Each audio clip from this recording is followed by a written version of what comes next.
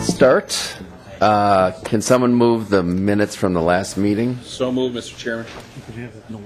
Representative Davids, was that you? All right, Representative Davids moves the meeting. Any discussion? Minutes from October 30th, any discussion? Hearing none. The minutes are approved. All in favor say aye. Aye. All opposed. The minutes are approved. All right, we're going to start today. I think we're going to start with Greater MSP, if you want to come forward.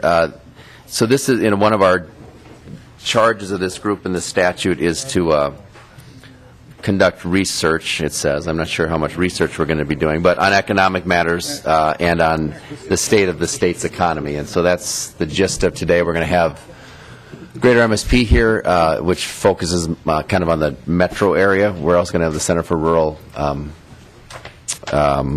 Policy and Development, and then DEED will be here as well. So, welcome to the committee. How are you?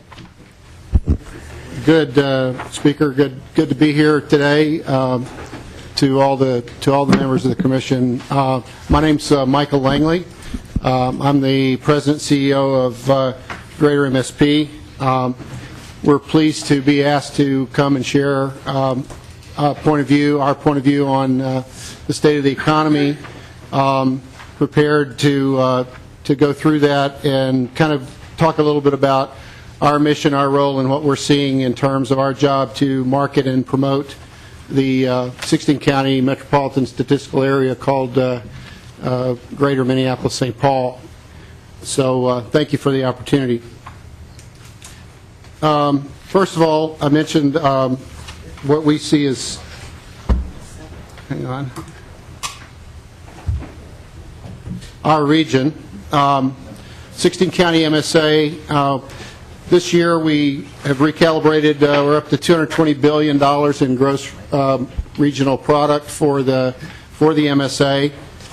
If we were a country, we'd be the 41st largest economy in the world. So the point here is that we have a huge impact on the global economy. The global economy really looks at this region as a meaningful area of the world, and so many of our great industries and activities that we have here in the region make us really impactful on so many levels. At approximately 3.4 million people, that $220 billion significantly over-indexes that population growth in terms of the amount of economic activity we see concentrated in our region. In terms of performance, we have the lowest unemployment rate of any major metropolitan area in the United States. The last results at 4.7% versus the national unemployment rate of 7.3%. And compared to other major metropolitan areas in the country, our rate of GDP growth last reported 2012 was at 3.9% versus 2.5% nationally. So clearly a region that's performing well in terms of our amount of economic activity and growth. The reason is you can see here just by a sampling of our great companies and organizations that are driving our economy in the region. We're very proud of the performance of our economy and those companies and those workers and residents of Minnesota that are producing that economy.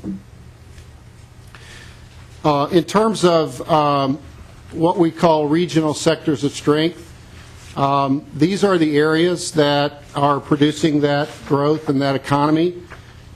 These are our primarily our areas of cluster activities that we focus on as we market and promote the metropolitan area. Happy to say that these line up very well with the state's perspective on its areas of strength, its sectors and clusters. We work very closely on a regular basis with the Department of Employment and Economic Development on these projects. And although we may categorize in terms of larger areas of activity, it really covers the same 9 areas of sector strength that the state promotes. And also This week, the University of Minnesota, the Humphrey School, is publishing their report on cluster competitiveness, and happy to report that our focus on these activities along with the state are lining up very well with the work of Lee Munich and the folks at the University of Minnesota on clusters of strength, and where essentially we think we should compete and can compete successfully on a global scale. The work that we're doing along with our partners, as we are a 501c3 partnership, a public-private partnership, with the vision that we be globally recognized as this leading economy. The mission is very straightforward. Our job is to work with our partners, public, private, and institutional, to accelerate investment and job growth in our metropolitan area. We do that as a partnership in three ways. We understand that we need an aligned economic development strategy. In other words, these sectors knowing where to compete, how to compete. We actually are responsible for the branding and the marketing and telling the story of our region, both to ourselves, nationally and globally. And finally, to work with our partners to coordinate job retention, expansion, and attraction efforts. In that work, we really have two conversations. From an internal conversation, it's about product improvement and of our regional product. We are selling and promoting our region, and so continuous improvement of our product, like anybody who has a product or a service that they're selling, is absolutely important. And so we appreciate the opportunity to dialogue with you on ongoing efforts to continually improve our product that we're selling here, which is our region. And externally then, our job is really to be the voice of the region in terms of that marketing promotion activity. So we have those two conversations going on constantly with our partners internally, and then of course externally we talk of our strengths and our successes that we want to continue to promote as a region.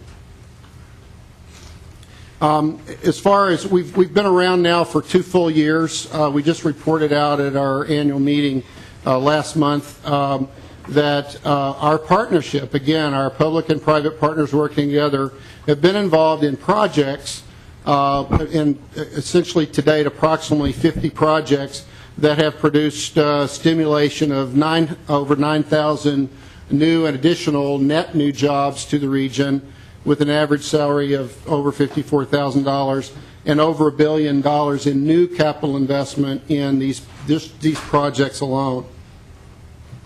Our outreach with our partners is extensive, both nationally. As you can see, we made multiple market visits to many of these areas around the country, talking to corporate real estate executives, site location consultants, and companies about investing in Minnesota, investing in the greater Minneapolis-St. Paul region. Also, on a global scale, we traveled with the State Trade Office, with Governor Dayton on all of his trade missions, but also we maintain now offices permanently in Shanghai, China, Osaka, Japan, Munich, Germany, and Toronto in Canada, where we have continuous marketing and lead generation activity going on there for investment in our region, for both bilateral trade and investment activities. So our future, we believe, is bright. We've got a lot of work to do, but this is our story that we believe that we need to tell not only ourselves but tell the world. We really lead the world in most critical areas of economic need over the next 100 years and beyond. That is in the food, water, and health solutions area. We're also very excited about our opportunities to engage in the business services around all of those areas, because we have the R&D capabilities, the industries, and the leaders in technology to support those industry sectors that are going to be most important to the world. We also have, we believe, a highly educated and culturally connected workforce that exactly creates that success. It's not without our educated workforce, that these things will happen for Minnesota and for our region.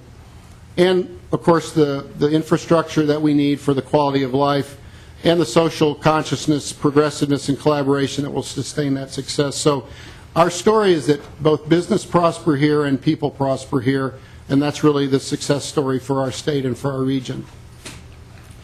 Our strategy going forward has been really a hard work by a lot of connected public and private leaders this year as we envision what our next 3 to 5 years of our economy is going to look like and why this is a timely discussion.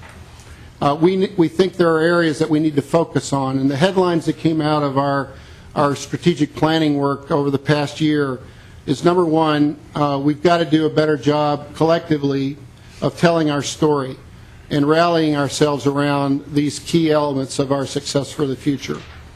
We believe that through our partnership we can build also a strong intelligence, competitive intelligence capability. We believe, a deep and broad understanding of our economy in a way that's going to help us compete strongly against other regions of the world for our investment and jobs. And that aligning priorities together, public-private institutional priorities together, we believe is the way that we can get there.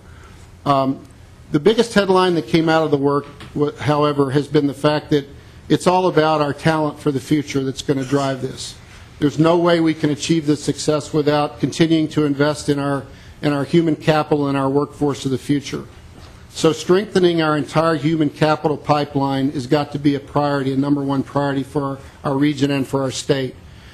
That falls into 3 key areas: talent development, talent alignment, and talent marketing or promotion, meaning that our education system is our primary point of view for talent development. Investing and continuing to invest in our education system has got to be priority number one. Talent alignment is our workforce development system. That's where our state partners, our local partners, and businesses need to work together even more successfully in terms of ensuring that the skills that we need for our jobs of the future are the skills that we're preparing our students and our workers for. And finally, we know that this is a very competitive landscape for talent going forward, especially in the 25 to 34-year-old age group cohort that's the future of our workforce.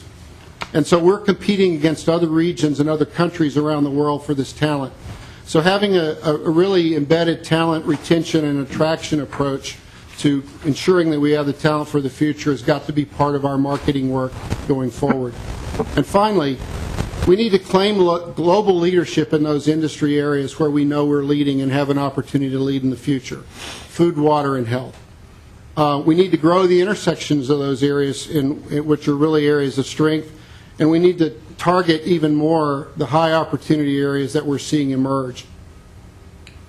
The steering committee work that we did, just show you the names of the people that were involved so that you can see that we had public sector leaders, private sector leaders, and institutional leaders working together on this strategy. And this was the steering committee. We touched over 1,000 individuals and organizations in gathering information to help us define that pathway forward in terms of, you can see, regional focus groups, surveys, sector leadership groups from each of our industry sectors, and partner engagement from all of our public, private, and institutional partners.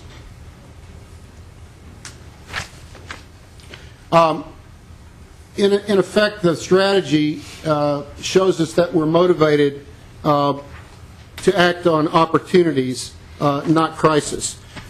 In terms of global scale solutions, we see opportunities like water purification filtration, our water vertical, as one of our key opportunities for the future. We know the industry, and we have the talents and technologies to do that.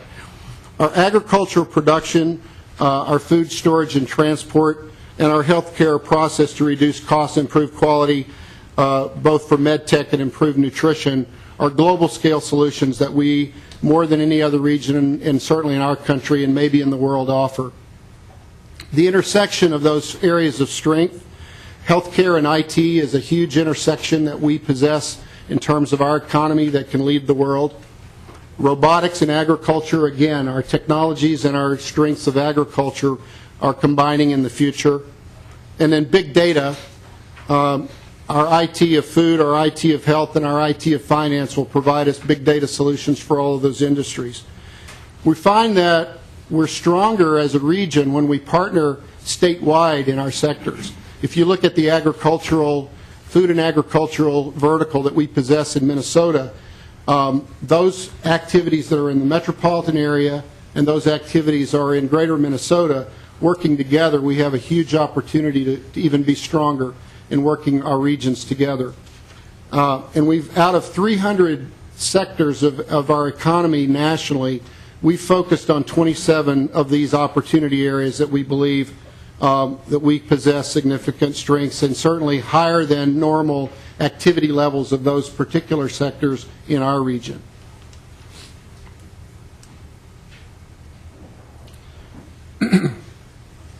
Those are our strengths, but we also know that we must act with urgency. We have significant issues as a region and as a state that we must focus on. In the area of achievement, only 16% of black students are considered college ready compared to 61% of white students in Minnesota. We know that this is an urgent issue that both business, government, and our institutions have got to focus on. It's an urgent issue, and we can't wait to solve it in our state and in our region. We're a net talent exporter, not by a significant amount. We have thousands of students and workers that come here every year. We also have thousands of students that graduate and leave here every year. We're a net talent exporter. We've got to turn that number around. We believe that by retaining and attracting more talented workers through our efforts together, we will not be a net exporter of talent over the next 3 to 5 years, that we can actually move those numbers in our favor for the future. In terms of low population growth, we grew 10% in our state from 2000 to 2010 between the last census. However, Phoenix grew 29%, Dallas grew 26%, Atlanta grew 24%, Seattle grew 13%, and D.C. grew 16%. So we need to understand that continuing to grow our economy is going to be dependent upon the workforce and its growth as well. And then finally, entrepreneurship, I have a question mark. We're one of the most innovative regions in the world.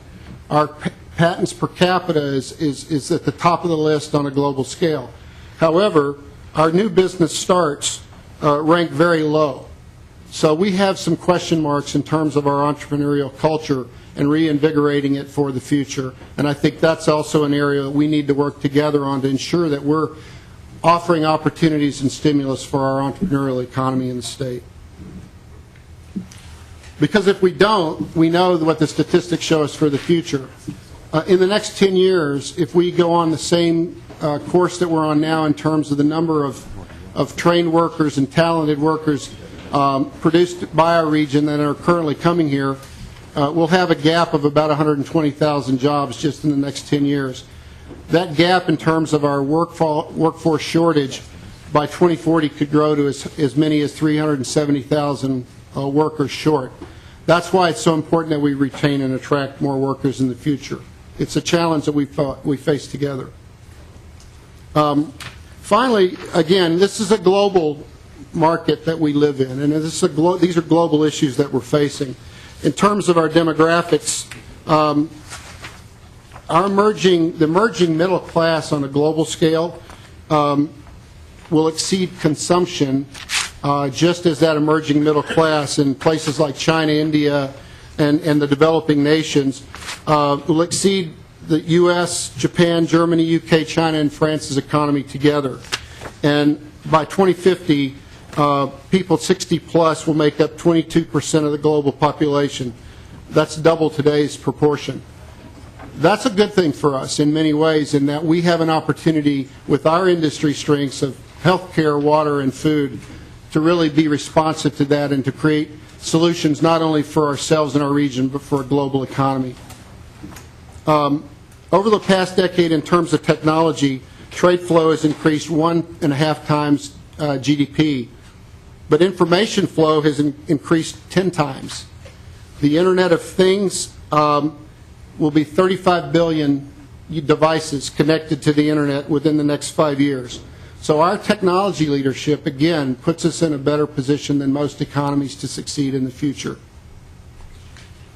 The lifespan of S&P 500, the S&P was 45 years old in 1955. So in 1955, an S&P company would be on the S&P list for 45 years. In 2009, that had gone to 17 years only.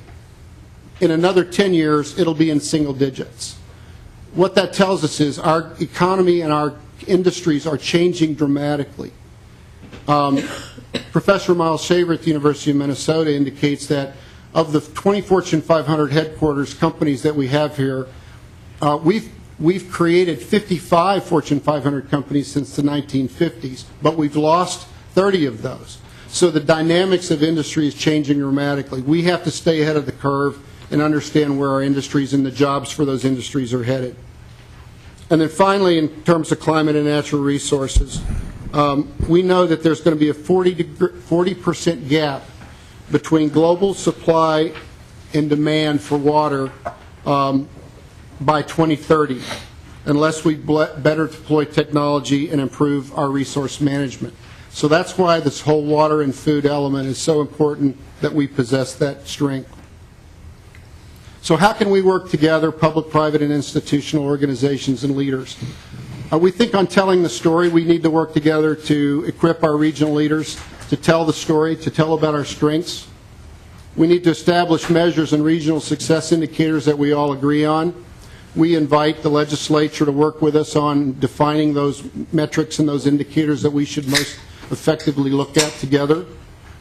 We want to prioritize talent together. We need to create this regional talent attraction and retention program. Greater MSP is willing to play our role with our partners to do that. And we need to connect and integrate our region's human capital initiatives, get both public, private, and institutional leaders more engaged in that end-to-end process on development, alignment, and attraction of talent.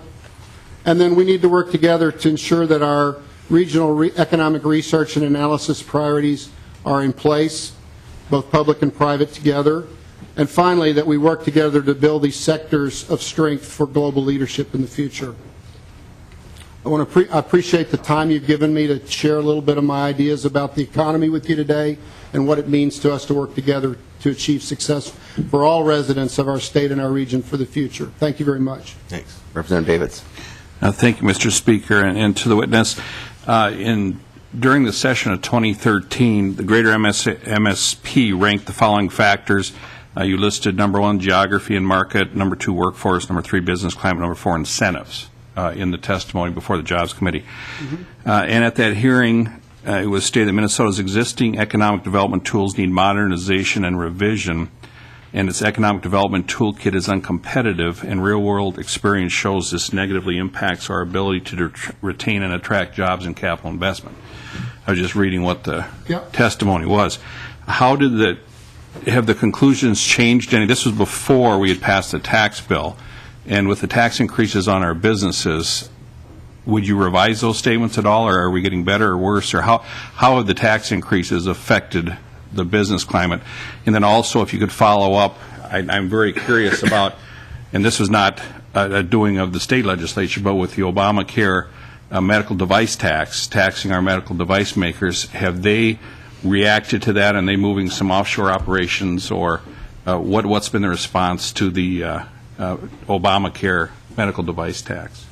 Well, on the first question, I would say that in general those factors have remained the same. In terms of experience, both not only in our state but on a national level, those factors, regardless of tax rates or actions by legislators from one year to the next, those factors generally will stay the same. Markets are always number one. If there's a reason for a company to be located in a location because of access to markets or customers or suppliers, that will always be the first factor on where investments are made. The second factor always remains talent. The first question and the last question that we're ever asked when we talk to a company that's here and is looking to either expand or grow here, or a company that may not be here and is looking for a region where it wants to make an investment. the first question we get asked is, do you have the quality and quantity of talent, of human capital that we need to be successful? If we can answer that question yes, then we get on to things like the cost of doing business, what our tax and regulatory environment is, what our incentives are, et cetera. But without that human capital at the forefront, we're not competitive. So I think those other factors, they're obviously very important. We look at probably 25 or 30 factors in every project that are important to the decision makers, whether it's the CEO or the board of directors or their consultants that are helping them make those decisions. All of the factors that you indicated are very important. Certainly the cost of doing business and our tax and regulatory environment are important. But we look at the whole picture and we try to perform as well as we can across the board.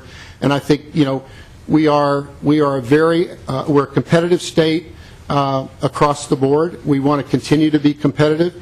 We need to continuously improve our tax and regulatory environment, our cost of doing business, just like we need to continually improve our education, our infrastructure, our transportation systems, et cetera.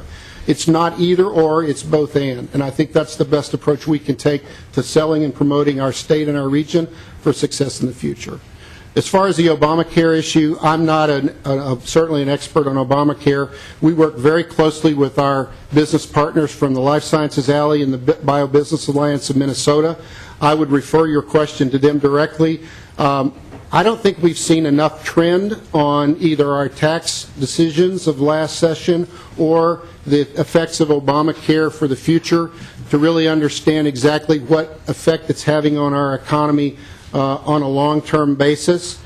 I certainly have heard episodic issues of individual companies or individual organizations stating what they think it will cause in terms of positives or negatives in the economy, but I don't think we have the trend data yet I certainly can't report on any trends at this point with either of those questions, either our tax decisions from last session or Obamacare and its future for the state at this point.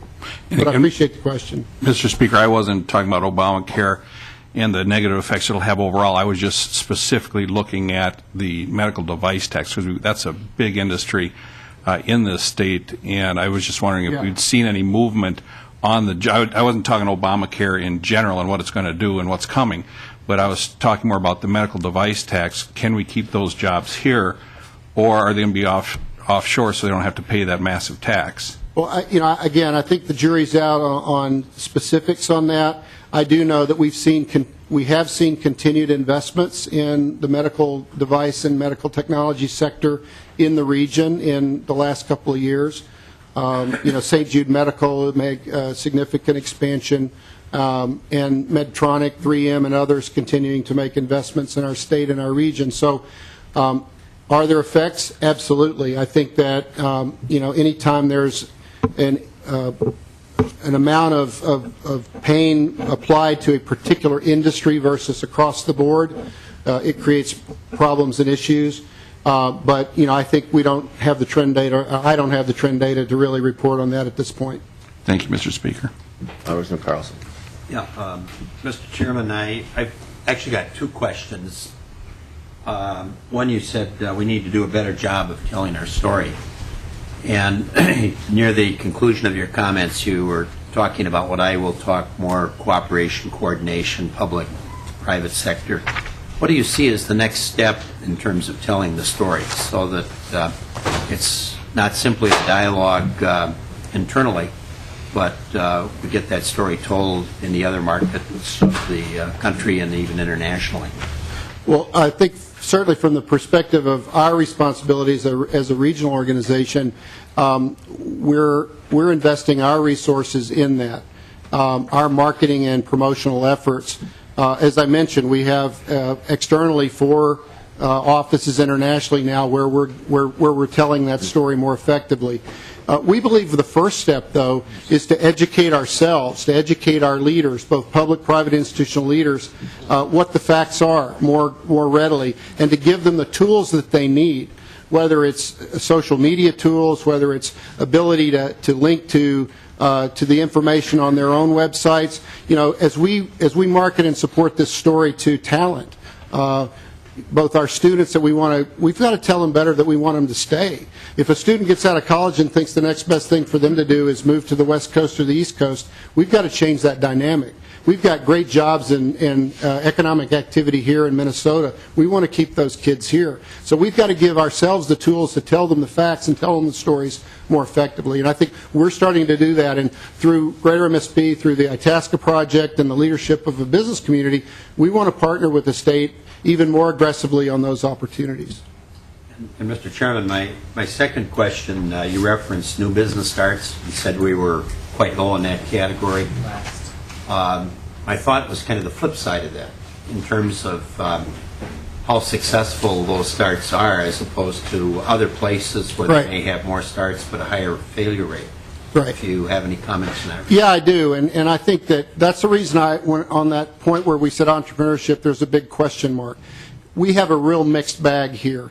A lot of people will say that the reason that we showed so few new business starts comparatively to the rest of the country was because we had low unemployment on an overall scale, and we had a more successful economy than some other areas. And so in many cases, when you're successful, you don't have as many new business starts. Had we been in had our recession been even deeper, we may have had even more people who were leaving their jobs, starting new businesses. So and the rate of success versus failure doesn't come out in that statistic. So I agree there are many factors about how to measure the level of entrepreneurial spirit, the level of entrepreneurial culture, and I think that the types of companies, the large corporations, global corporations that we have here, have spun off so many new businesses and new opportunities. Out of a handful, 2 or 3 medical devices companies, we now have literally over 600 medical devices companies in our region now. You won't see all those statistics on small business startups. They may not have probably gone through the SBA programs or some of the SBDC programs. They started through another methodology and sometimes don't get picked up in those statistics. So I think, overall we have a very proven track record of entrepreneurship and innovation in this region. We should celebrate that and build on it. But we do have challenges that we need to face along the way as well. Senator Hand. Thank you, Mr. Chairman. And Mr. Langley, I'm a little confused, I guess, to the response to the question that Representative Davids asked and some of the things that you presented. But just to be a little more clear, is it your opinion that the taxes that we passed, the business-to-business taxes in particular, have been helpful and conducive to growth in the economy? Is that your opinion? No, sir, that's not what I said. I said we don't have the data at this point to determine what the specific effect on the economy is. I certainly have heard from many businesses that they are concerned about any business-to-business tax, any tax on input to production is concerning to business. But as far as what the net effect or the effect on our economy is, I can't report on that at this point. Mr. Chairman, just have any businesses talked to you about that they have changed their plans in terms of investment and growth in this economy as a result of those taxes? Have you not heard from any businesses who've told you that? Personally, I have not sat down with a business and talked about those issues specifically. Episodically, I have heard from other business associations and folks on who have met and sat down with businesses. We did 537 business retention visits this year through our partnership, and the statistics from those meetings are collected, and we trend that data, and so we'll be reporting out. The Grow Minnesota organization, which is part of the state chamber, is part of that partnership. They will be reporting out on their data on what those businesses told them, and we'll be doing the same after the first of the year. So hopefully there'll be some more information on what the trends are of how businesses are reacting to specific issues within the lawmakers' control. But as far as there have been episodic discussions about this company was upset, and so they're looking at expanding somewhere else instead of here. But as far as our activity and our results that we've seen in 2013, it's been a very positive experience. Many companies have expanded. We've had a number of relocations to the state from outside the region. So, again, the long-term effects of the business climate and of cost of doing business are certainly concerning, and we want to make sure that we're as competitive as state and the region as we can be, and we need your help to ensure that we get there. Representative Murphy. Thanks, Mr. Chair. And to Mr. Langley, I'm going to ask you a question about your slide about our region story, which is on page 8 of our handout. Okay. And you talk about a highly educated and culturally connected workforce, and you talk about social collaboration. And I want to tell you that I've had the good fortune to visit a number of biotech, both startup and other companies, over the summer and fall. And I was visiting with an entrepreneur who is actually trying to make small lab technology. It was super interesting over in the district I represent, over in the enterprise labs area. Mm-hmm. And he had started companies in California and other states in the nation, and came back here to Minnesota talking about a couple of factors that he thinks makes Minnesota stand out from his perspective as a business person. And one was our educated workforce. But the one that he talked about more was Minnesotans' nature toward collaboration, social collaboration, and risk-taking. And those are the things that he looks to as differentiators in the climate here. And he did speak specifically about the taxes here, and he said that's not our issue. What makes Minnesota different and unique is this element of social collaboration and the risk-taking behavior and cooperation. So I am curious if you can talk a little bit more about this slide and your notion of social collaboration and what would put that at risk here in Minnesota. I want to make sure I'm on the right one. Thank you. Our region's story is the title. Oh, The one, you just went by it. which one is it?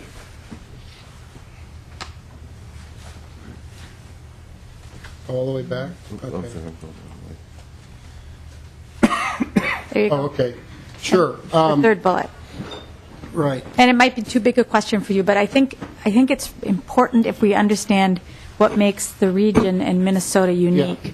I think that, as a transplant to the region myself, I've lived in, I was a naval officer and a Navy pilot, and so I moved around quite a bit during my career. And I had an opportunity to live both on the East Coast, the West Coast, and kind of north and south in the United States. So from my own personal experience, one of the things that I'm most impressed myself with about Minnesota is how many opportunities for social and public interaction we have here. I think that just some of the associations and groups that I work with on a regular basis now are indicators of that. If you look at the Itasca project and you see what happens there, where we have business leaders, government leaders, and philanthropic leaders and social services leaders all sitting around one table in the region addressing the most important issues that we face as a region. That's an indicator of this social collaboration. We're not just focused on dollars and cents, and we're not just focused on infrastructure alone, or we're not just focused on educational performance alone. We're focused on kind of the whole person and the whole community. And I think that the incidence of philanthropic organizations here, which, by the way, was probably produced over time because of our business and economic success, has created those philanthropies where we're giving back to the community. And so when I look at the cycle of regional success, it starts with regional assets. And if we have a system in place, a social, economic, and sustainability system in place, where what we focus on is continually improving our assets, human assets, physical assets, social and cultural assets, and economic assets. And that's the kind of regions that are successful. But there's a cycle, and we can't break that cycle. The cycle is about when people come here that we welcome them and we want to bring them back. Because if we bring them back, they do trade here. They sell and buy here. Then they make investments here. They hire people here. Then they become wealthy here. They make money here. And then they plow that money back, whether it's public dollars through taxes or whether it's private dollars through philanthropy, to improve our regional assets, to improve our airports, our museums, our parks, and our roads and our bridges. And if we can do that together, public, private, institutional leaders, then we'll have a successful economy for a long, long time. So we probably need to thank you very much. Thank you. We really appreciate the testimony.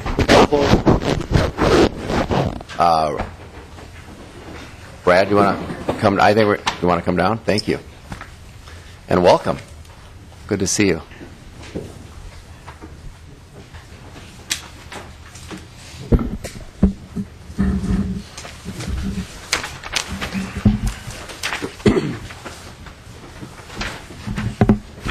Mr. Speaker, members, I have to tell you, first of all, Brad Finstead with the Center for Rural Policy and Development, and I have to tell you, walking in here, I had hesitation because I have these memories of being locked in this room for hours upon hours upon hours, with a lot of you here on Health and Human Service Committee. But I'm glad to be back here and really honored that you asked the Center to come and present. So what I'm going to do is, as a recovering politician, might be a little tough for me, but we each year at the Center put together a State of the State of Rural Minnesota report. This last year it was about 60-some slides, so in honor of your time and respect of your time, I've tried to bring that down to about 20 slides, so I will go over that and then I would stand for questions. So here we go. Just a real quick introduction for those of you that might not be familiar yet with the Center, but the Center was established in 1997 through a partnership with the state of Minnesota and the major foundations of the state, McKnight, Blandin, and Bremer. And it was really a rural legislative initiative to try to create an agency or an organization that could really look through the lens of rural Minnesota as policy issues developed. We felt at the time, with the growth of the Twin Cities metro area and the different organizations that were kind of keeping an eye out for the metro area, there wasn't one organization looking from a statewide rural perspective. So the Center was created. I'm sure some of you in this room probably had your names on the bill, so we appreciate that. We're a nonpartisan, unbiased organization, 501c3. And we like to tell people that we do research, and what it is what it is. If you like it or don't, that's on your shoulders, not ours.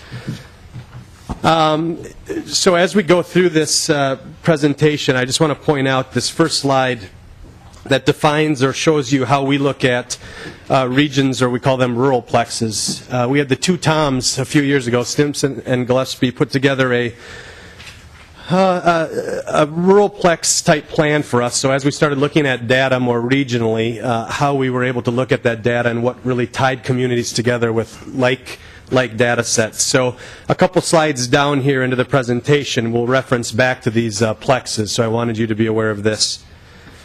So we're going to get into some demographic data, which hopefully helps paint the picture of who we are and what we are in rural Minnesota, and then we'll finish it up with some numbers in regards to employment and earnings. So population change from 1990 to 2010. What you'll see here, and I like to really just try to simplify this, the darker shaded area is the areas of the state that experienced growth, and the grayer or dark gray are the areas that saw quite a bit of a substantial amount of population decrease over the last years. You'll notice that southern tier of counties all the way to southwest Minnesota and then up the western border has had a trend of population loss. Then taking that one step further, then we look at the projected numbers for population change projected out by 2035. And you'll see that trend continues in roughly those same areas. And I would just point out here that you start adding some of those north central counties to the mix also. So it is a definite rural phenomenon, but however, in our research we like to point out that from a rural perspective, we can't always take an us versus them approach. So we always include the metro area in our research to really try to look at where we have similarities and differences. And here you can see Hennepin County is showing up the same color or the same projected percentages as some of the rural communities. Median age. This is the lighter the shaded box or the county, the younger median age you have. So you'll see that really we call it kind of that Rochester area all the way up through St. Cloud. You have that corridor of a younger population. And then in that same southern tier, western tier, northern area, you see that a higher average median age. Population 65 plus from 2010. Again, you will see the rural trend that we have going on here. You have, again, from that Rochester up to St. Cloud, you have a more younger less of a population of the total population of 65 plus residents. I know you're all very intelligent and you get this data, but we like to point out, there's a rhyme and a reason for why we're putting out this out there. So if you, again, maybe this goes back to my days on HHS, but as you start talking about long-term care, nursing homes, assisted living, just health care in general, this data really matters because you'll see we have an aging population. Some counties have over 25% of their current population over 65. So when do we know they're going to be 75? Well, we know it's in 10 years. When do we know they're 85? Well, it's in 20 years. So as the legislature plans and looks at policy, we feel this is important to have on your radar screen. Natural rate of increase, pretty much birth versus death.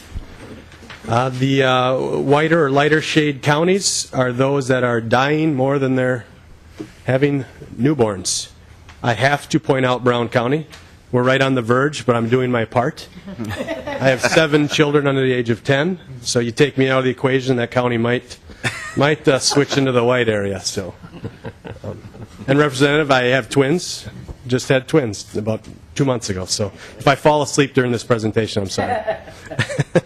But you'll see here, though, this is an issue of planning again. You can only sustain so long if you're dying more than you're having born into your areas. So we have to look at the big picture of, well, what's next? How do we keep growing in rural Minnesota if we know this is the current trend? What do we do? What policies can we help work on that takes a look at that in a different light? Population and poverty. The darker the shaded counties, the higher rate of poverty in those counties. Again, this is one, it's a little bit more spread, but I will say, pointing out, obviously, the northern half of Minnesota, you see it becomes a little bit more prevalent. You see also the Hennepin County, Ramsey County connections there. So again, I like to tell people that from a rural perspective, the more we have in common with the metro, the more we need to talk about it and work on those issues together to try to tackle some of those challenges. We'll slide into the economics, and I'm racing through this, so I apologize. But I will tell you all of this is on our website, and it's in quite a bit more detail than I'm offering. But regional per capita earned income. So if you go back to that third slide that defines the metroplexes, you'll see how this plays out. But a couple things I want to point out here. You have the metroplex, a per capita earnings of $57,000, and you look at some of these rural plexes, Central Lakes at $33,000, up north at $41,000, the state of Minnesota as a whole $52,000. So you have some parts of this state that are roughly $20,000+ less, and that is something that needs to be on all of our radar screen. We're going to slide in a couple of major sectors of employment opportunities in rural Minnesota. Manufacturing, we want to highlight. We have quite a bit of manufacturing jobs in rural Minnesota. In some regions, we are over 1 out of 5 employees that are employed in manufacturing. Globally, that's very high. A lot of Economists will tell you 1 out of 10 is a little, more average, more sustainable. We, to use a farm term, we have a lot of eggs in one basket with manufacturing, so it's very important to the success of rural Minnesota. And you can see the earnings and how that plays out. You'll see that some of the rural and maybe even deeper rural communities have quite a bit lower average earning per manufacturing job than some of the same type skills, same type jobs in the metro area. And we like to point that out because we talk a lot in rural Minnesota about some of our greatest assets are our kids and our schools, but yet we have this rural approach of, send them to the cities. You can get a good education and a good job. We're not so good at saying, and when you're there, come back afterwards. We just say, go. And this map highlights, you go towards the opportunity. So if you have that certain manufacturing skill set, and you can make, $45,000 a year in Nicollet County, if you move an hour and a half away to the suburbs and you can make $65, $75 for that exact same job, then really the difference is quality of life and cost of living. And, that's the constant battle and discussion we in rural Minnesota are in. This highlights the workforce number in manufacturing. You can see we have some counties that are, a large percentage of their population are tied up in manufacturing jobs. We'll go to average earnings in farming. When you think rural Minnesota, you think manufacturing, you think agriculture. You think healthcare. So we wanted to just quickly highlight a couple of these areas. I'd like to point out here, with agriculture, with farming, you see quite a bit of leveling off of income all throughout rural Minnesota. You have that pretty much bottom quarter of the state, western half going up, and it's a little bit more evenly distributed. And I, again, highlight the importance of that sector on rural Minnesota's growth and strength. Workforce in farming, you'll see that. I'm sorry. Yep. So it was 1 in 5 in manufacturing. Do you know what the comparable would be for farming? We're there right now. Oh, sorry. Okay. Sorry. No, that's good. Oh, there you go. I anticipated your question when I put this together. So you can see here, the darker the counties, the larger of percentage of population are tied in agriculture, farming jobs. What we're seeing in farming, it's a unique world because it's such a strength and backbone of the state, but yet technology and genetics have advanced so greatly in the last 20 years. Let's be honest, we have tractors that drive themselves. Part of the reason I don't want to farm anymore, that was my goal, is to drive tractor for a living, and now that they drive themselves, I don't even want to farm anymore. But it does highlight the future. When technology converges with agriculture, our jobs eliminated. Are there less opportunities for people to be involved? Again, I love my job because we get to raise a lot of questions. We don't necessarily have to answer them all. We leave that up to you all. Average earnings in the government sector. I felt it was important to point this out because, as you can see here, there is an opportunity for rural Minnesota to play on the same level playing field when it comes to earning opportunities. If you're tied up in the government sector, if you have an employment opportunity within the government sector. One of the reasons I pointed that out, policy-wise, anything you all can do as you work through your committees and through the process to decentralize government jobs. Not everything has to be done in St. Paul and Minneapolis when it comes to some of these jobs. So we would just say, with the advancements and the work that we've been doing with technology, broadband, and so forth, this is an opportunity for us to level that wage-earning playing field. Then we have the workforce in government sector. So you'll see some of these communities, some of these counties, again, have a large portion of their population employed by that government sector.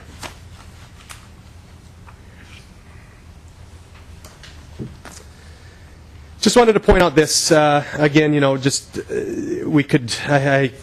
could have put a lot more slides here, but I wanted to give you a picture of the total school enrollment, how that plays out as far as, again, we like to layer our research. So you start taking the different maps that I've just quickly run by you, and hopefully we can start painting that picture of how one overlays on the next. So how that aging population map goes to that manufacturing workforce map, which then ties into the whole, who's our pipeline for our next workers? What's the school enrollment look like? How many students do we have in the pipeline, and what does that education look like to get them into those workforce opportunities? I mean, you can see we have 90+% of our, it's more than that, 95% of our schools are some of the smallest school districts by number in the state.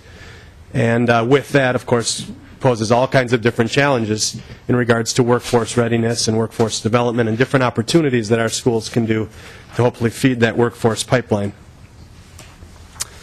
So I was asked to lay out a couple different thoughts in closing and areas of opportunities.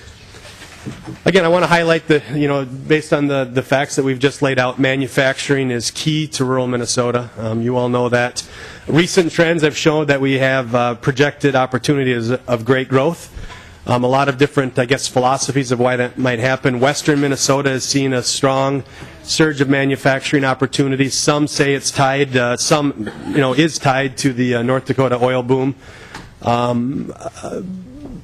So I would just recommend keeping an eye on that, because you have that Western, and again, if I were to go back in the slides, you look at that population data and the age of folks over 65, but yet we have manufacturing growth opportunities in the next 20 years in that area.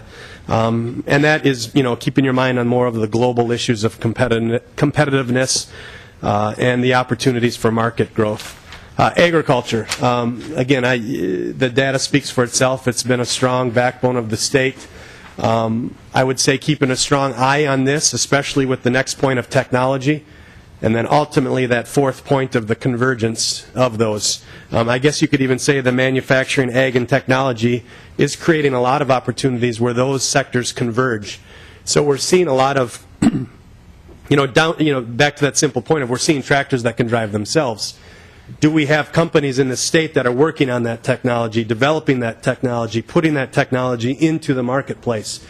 We have such a strong cluster of ag-focused companies, so the more we can do to work on those converging opportunities. A couple points I want to make as far as keeping an eye on the workforce development. If we look at 1 out of 5 employees tied up in the manufacturing world, what are we doing to tie into that third bullet point I have here?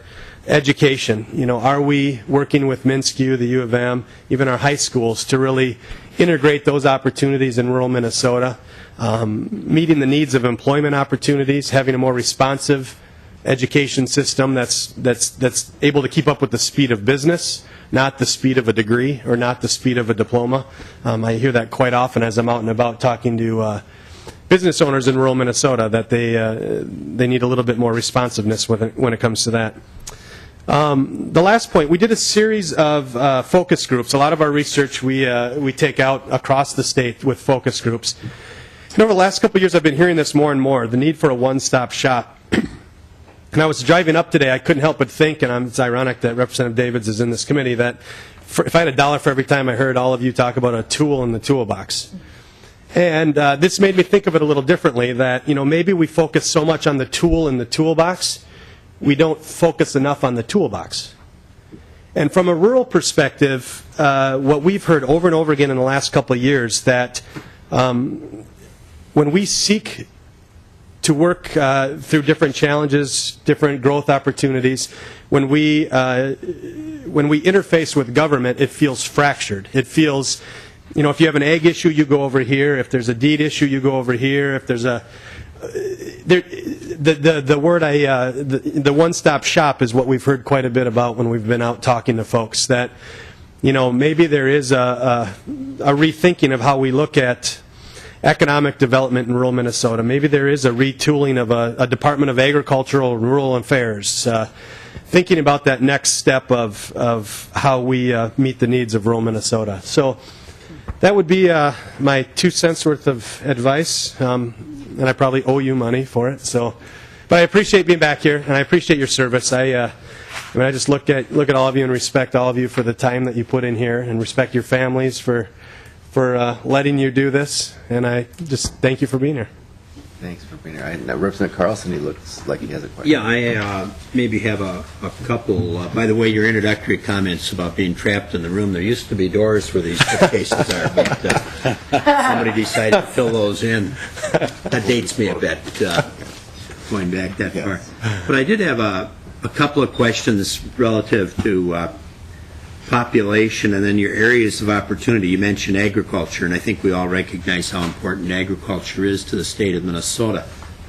But your comment about the tractor, and then I was thinking about some of my relatives that happen to be in agriculture, and where they had one farm, the way we talk about it now, they've got 2 and 3 farms, and how that's driving some of the issues that you're referring to, you know, your school enrollment, and what have you. And then my second question, you can take them both at the same time. When you talked about the number of government employees in greater Minnesota, when I look at the map, it appears some of the concentrations are where we happen to have an institution of higher education. Are you counting them as government employees? Yep.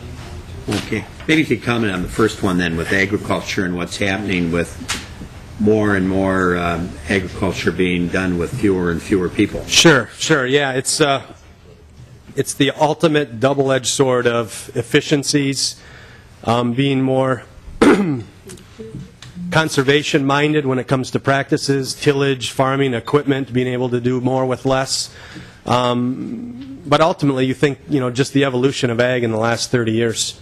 You know, from a 2-bottom plow and a cabless tractor that would take days to get your field work done to $275,000 tractors with $150,000 discs, rippers behind them that are able to just do that much more. And you know, it's just the basic economics of you have that much money tied up. I mean, that's the thing that the story I don't think that gets told well enough is the dollars invested in agriculture in this state. Equipment alone, land, inputs. So ag is a much different world. You know, there's a lot of internal, within the ag industry, discussions on if we're at a turning point with how we look at farming. You know, to your point, back in the day, the common story was one farm family and 200 acres, and they made a living, and they had 5 kids, 6 kids, and they all helped, and life was great. But equipment got bigger, more expensive. They needed more land to pay for that equipment, and so on and so forth. So we've heard a lot more of talk of ag business jobs, ag opportunities. So maybe you're not the one that owns the farm, but you're definitely a part of that farm. You are trained in variable rate planting technology, where you're able to go out and computer program the farmer's planter to plant or spread fertilizer based on environmental concerns. So there's a lot of these high-tech, I guess, secondary opportunities in ag that I think we as a state need to keep our eyes on, because it does create opportunities or more opportunities for young people to stay in rural Minnesota. But the world in ag has definitely changed. Senator Newman. Thank you, Mr. Chairman. I just want to take an opportunity to tell you that years ago when I was in the House, Mr. Fidstead was my seatmate. And I just wanted to take this opportunity to greet you, Brad. It's really good to see you. Nice to see you. Well, thank you for coming. This is really helpful. Thank you. Good to see you. All right. Feed. Welcome.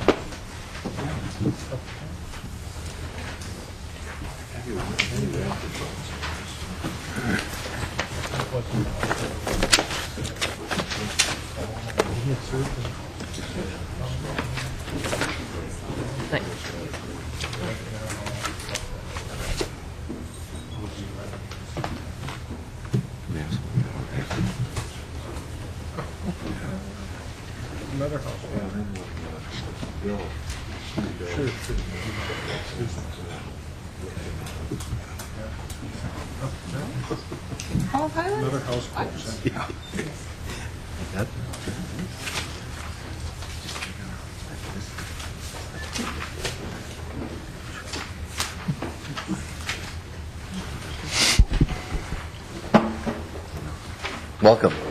How are you? Good, thank you. Thanks so much to the committee for having us, Mr. Speaker, members of the committee. Kim Babine, I'm Director of Government Affairs at DEED, and this is Dr. Steve Pine, who is the Director of Labor Market Information. Apologize for our mix-up with the presentation and your willingness to be flexible with the agenda. A lot of good information here today, and I know there's more on your agenda, but we were asked to speak a little bit to the current state of the economy.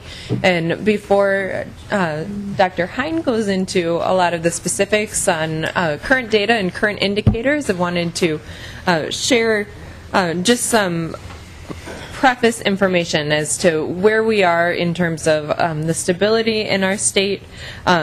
We are headed in the right direction and doing well and recovering from the recession. And a lot of our indicators are showing that we gained 12,000 jobs in August, which was a major milestone of officially recovering from the jobs that were lost during the recession. And our unemployment rate is currently at 5.1%. We know that there's much to be optimistic about, and we're excited to talk about things. We also know that there are challenges. There are still Minnesotans who are looking for work, and the changing workforce demographics provides opportunities and challenges. So I wanted to set the stage with talking a little bit about what you all did in the last legislative session to stabilize the state's budget, to create a stable environment where businesses can make decisions that they need, and so that they can see the economy improving, seeing the state investing in education. We've heard a lot about workforce today and how important that is, and our education system being key to that. Making reforms that save money and also making the investments in jobs and economic development. So you all know this story better than most, that we, since 2002, with the ups and downs of feast and famine in our state's budget, it caused a lot of issues for the state's economy, not only just in regular economic indicators that we saw, but then also just a general competence in the state to be able to make investments where needed. Dr. Hine will get into a little bit more of the jobs numbers that we saw, but this shows a little bit about where we started in 2008 with the number of jobs lost and how we've been recovering jobs since that point. We know that there's a widening income gap and are looking at what that means for middle income earners. You can see that the wealthiest 1% took home nearly 20% of all income, and seeing where the burden of the Great Recession fell. So as we look at wages, as we look at continued job gains, job creation, that's something that we're cognizant of. Mr. Chair, can I just add, if we have questions, would we ask them on the way here or when we're done? Yes, please, Senator Center. Well, I just want to go back to the second slide, and in a way, I want you or somebody to make a case for the fact that games and gimmicks caused a budget roller coaster. And I would say during those years, politics aside, we had many good people on each side of the aisle working in a difficult circumstance from the standpoint of the economy of Minnesota to do the best job they can. And yes, it might have been a roller coaster, but I'm not sure it was games and gimmicks. I think there were other factors. You suggest here that it's games and gimmicks that caused this this budget roller coaster. I think it maybe it was other things. We may have used legislative techniques, which people might call games, to try to address some of the difficult situations we were in, but I will tell you there were people on each side of the aisle doing the best job they could to try to make the system work, and in good faith, in my view. So that's just a comment. But going on maybe to your third slide, and maybe the one you got here.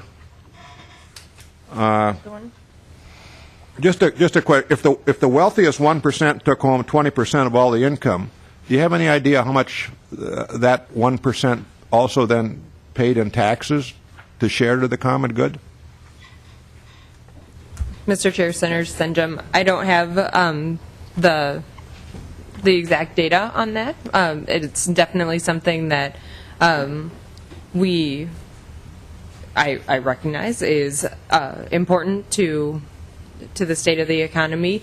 The concern is that the middle portion of the economy, wage earners are not.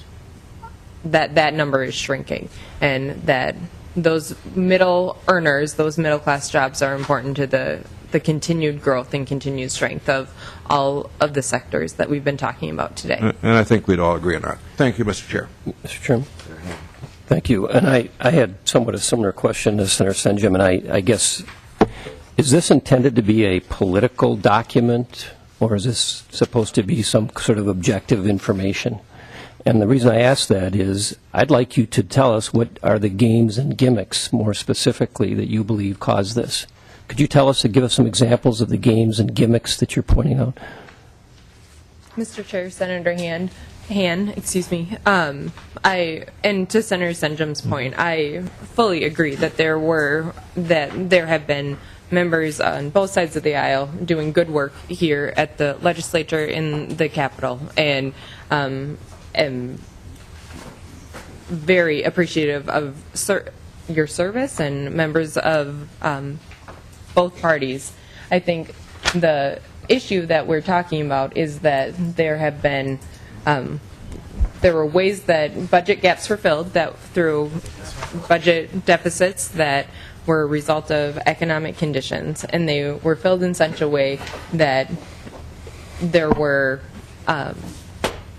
was instability and unknowns that didn't help the state of our economy. And Mr. Chair, and I appreciate that, and all of us are familiar with the vagaries in the economic conditions and the kinds of choices that legislatures make with response to those things. But I understand in a campaign, in a political discussion, politicians use pejorative terms to talk about what their opponents are doing or not doing. I get that.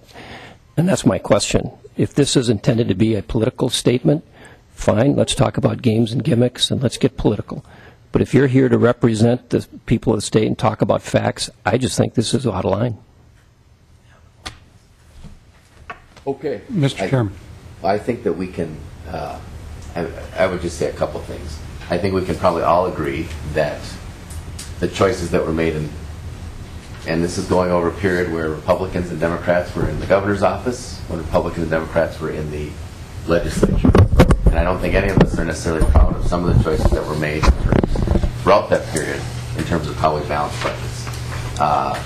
And I won't even get into specifics because that'll start to go down the wrong track, and different choices could have been made. I'd like to just, I think the point has been made in terms of the title of this slide in particular, and I think if you match the economy, the national economy, and the state economy with these budget deficits, there'd be correlation. If you just draw a little circle about when the economy was doing well and when it wasn't doing well, there'd be a correlation. I also think there's been a lot of discussion in recent years about decisions that we made either in 2013 or that Republicans made in 2012 and 2011 and their impact on what's happening to Minnesota's economy right now.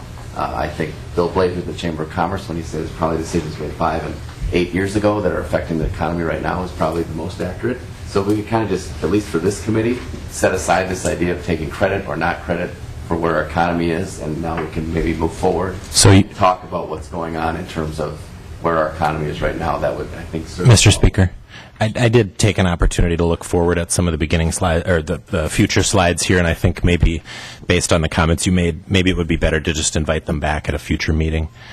This really is not designed to talk about where we're at right now. This is designed to place blame, and to use words like games and gimmicks, obviously not appropriate for a state agency to come to a legislative hearing and use words like that. And I won't even talk about what the future slides say, and I think maybe it's probably appropriate that we just move on to the rest of our agenda and invite them back at a future meeting.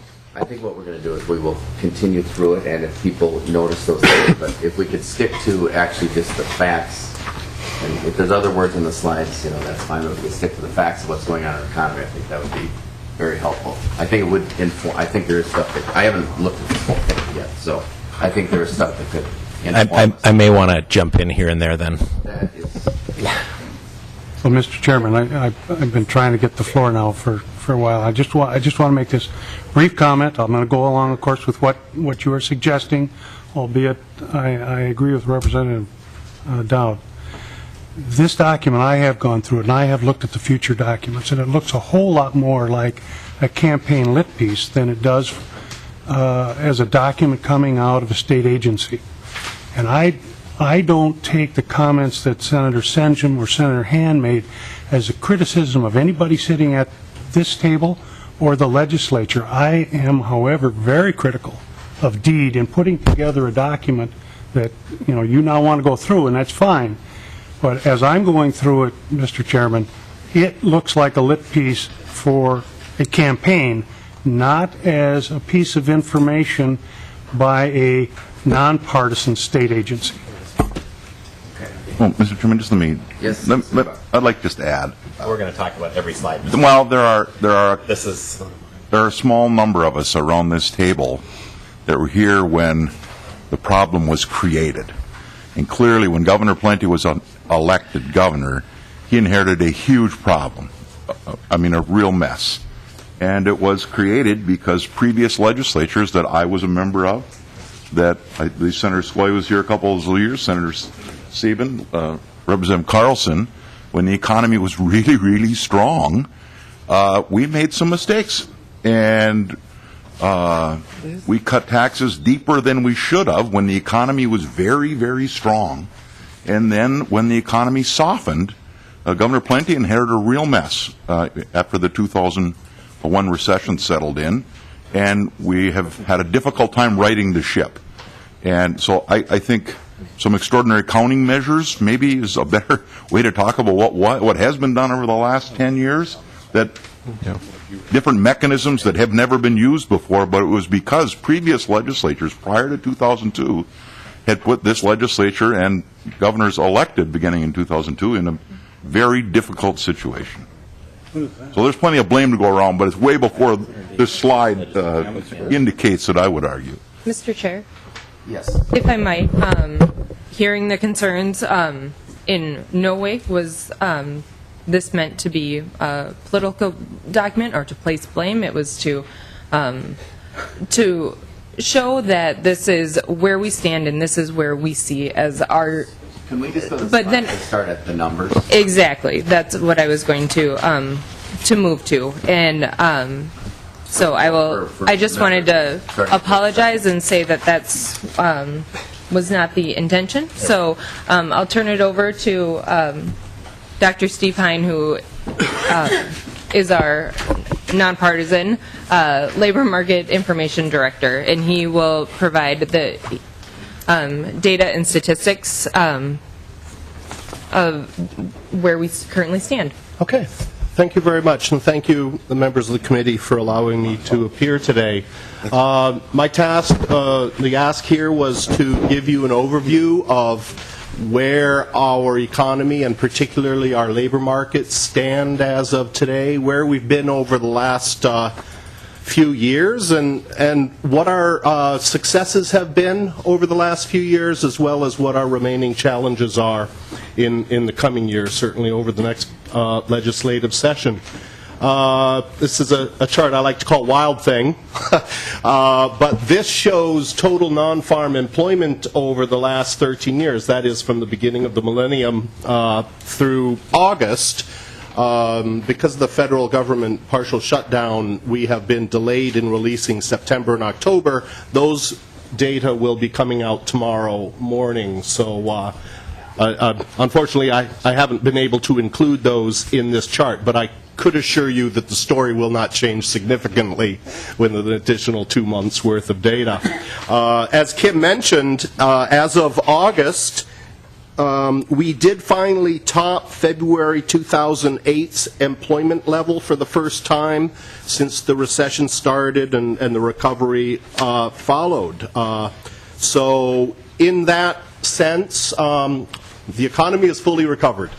We are back to where we were when this precipitous decline and then the gradual increase that followed it has occurred. As of October, the data for the nation are out for October.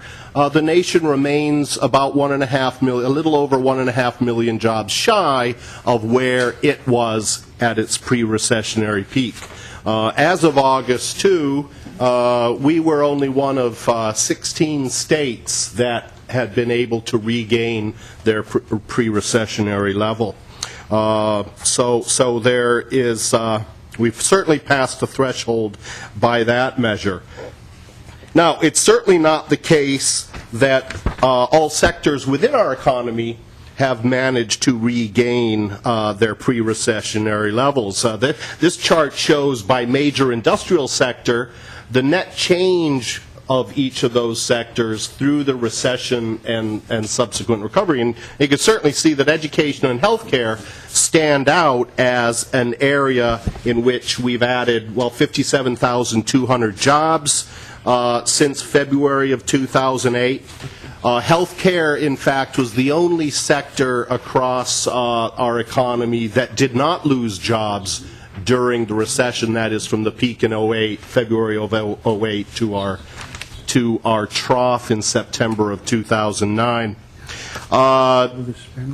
In terms of losses, it probably won't be a big surprise that construction and manufacturing stick out as being the areas that have been hardest hit.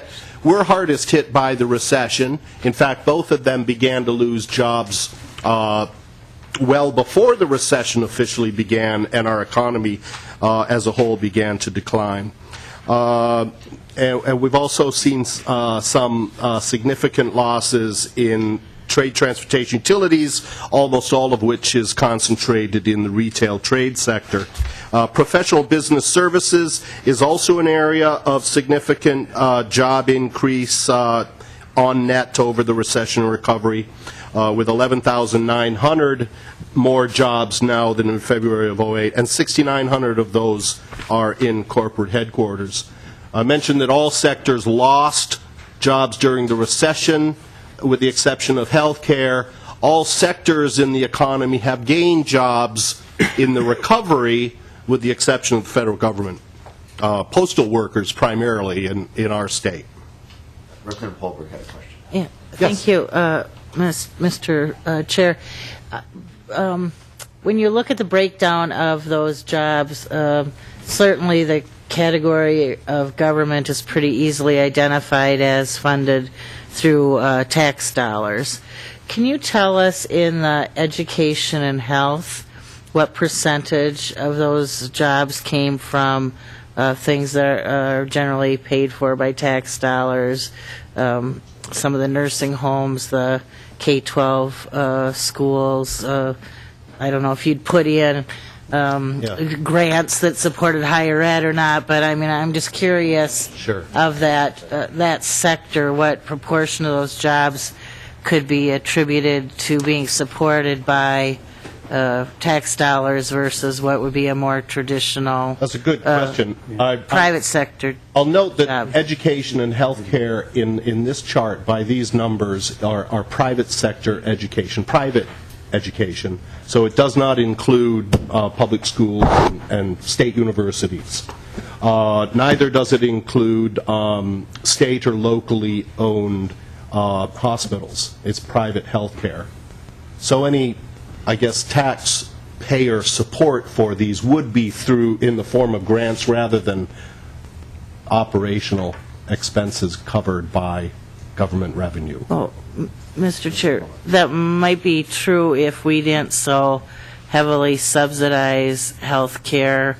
I mean, last time I asked for the figures in the state of Minnesota, over half of the babies born in our hospitals were born on public health care, about 5% higher than the national average.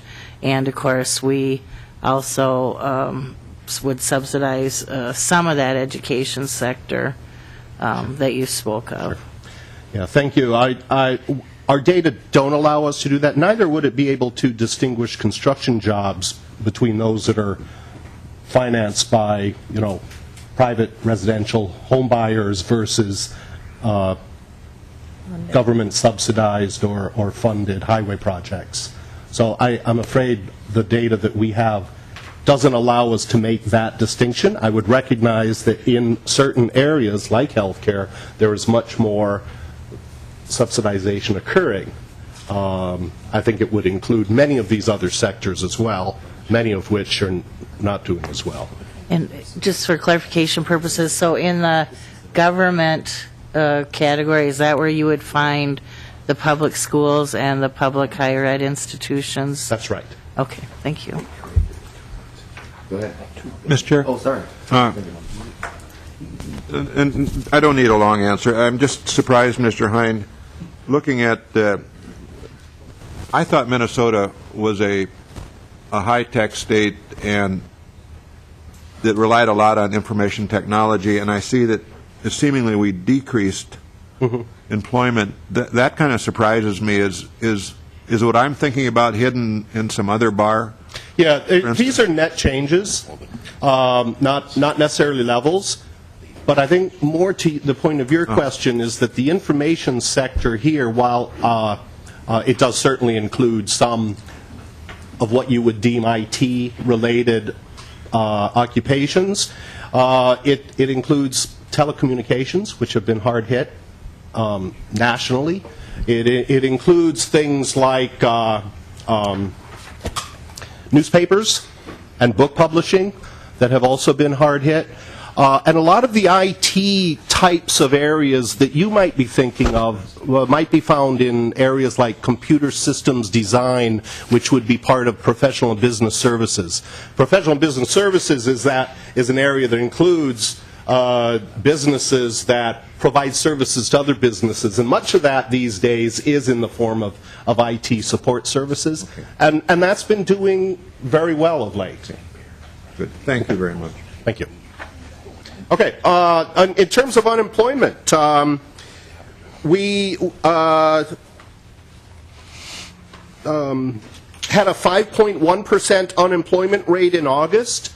That's now just slightly above the 4.8% rate, rather, that we had in December of 2007 when the recession officially started. So we are getting very close to where we were before the recession began in terms of this measure as well.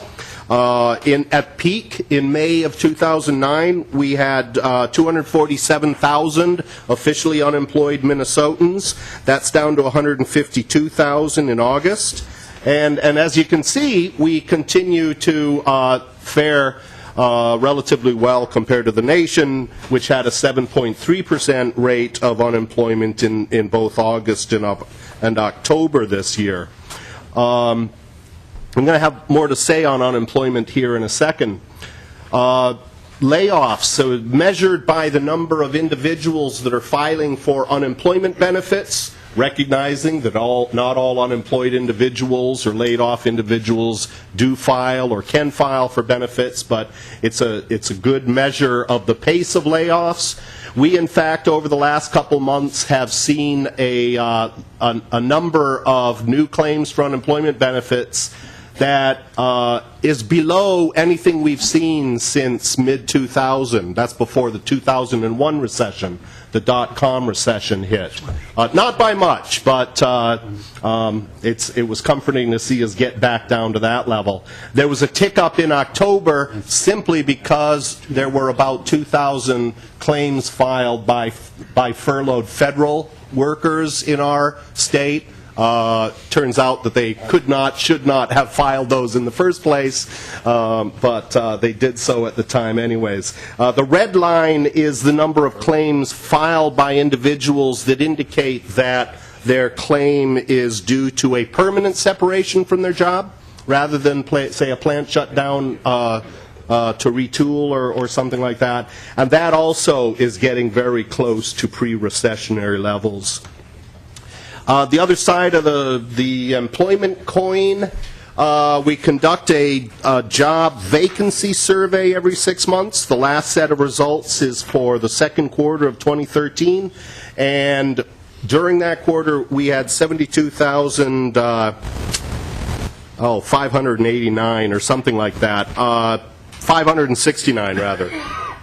That's the highest we've seen since 2001, again, just before the recession, before the last recession began. I also watch a series that is produced by the Conference Board, which is called Help Wanted Online. It scrapes job ads from electronic job boards.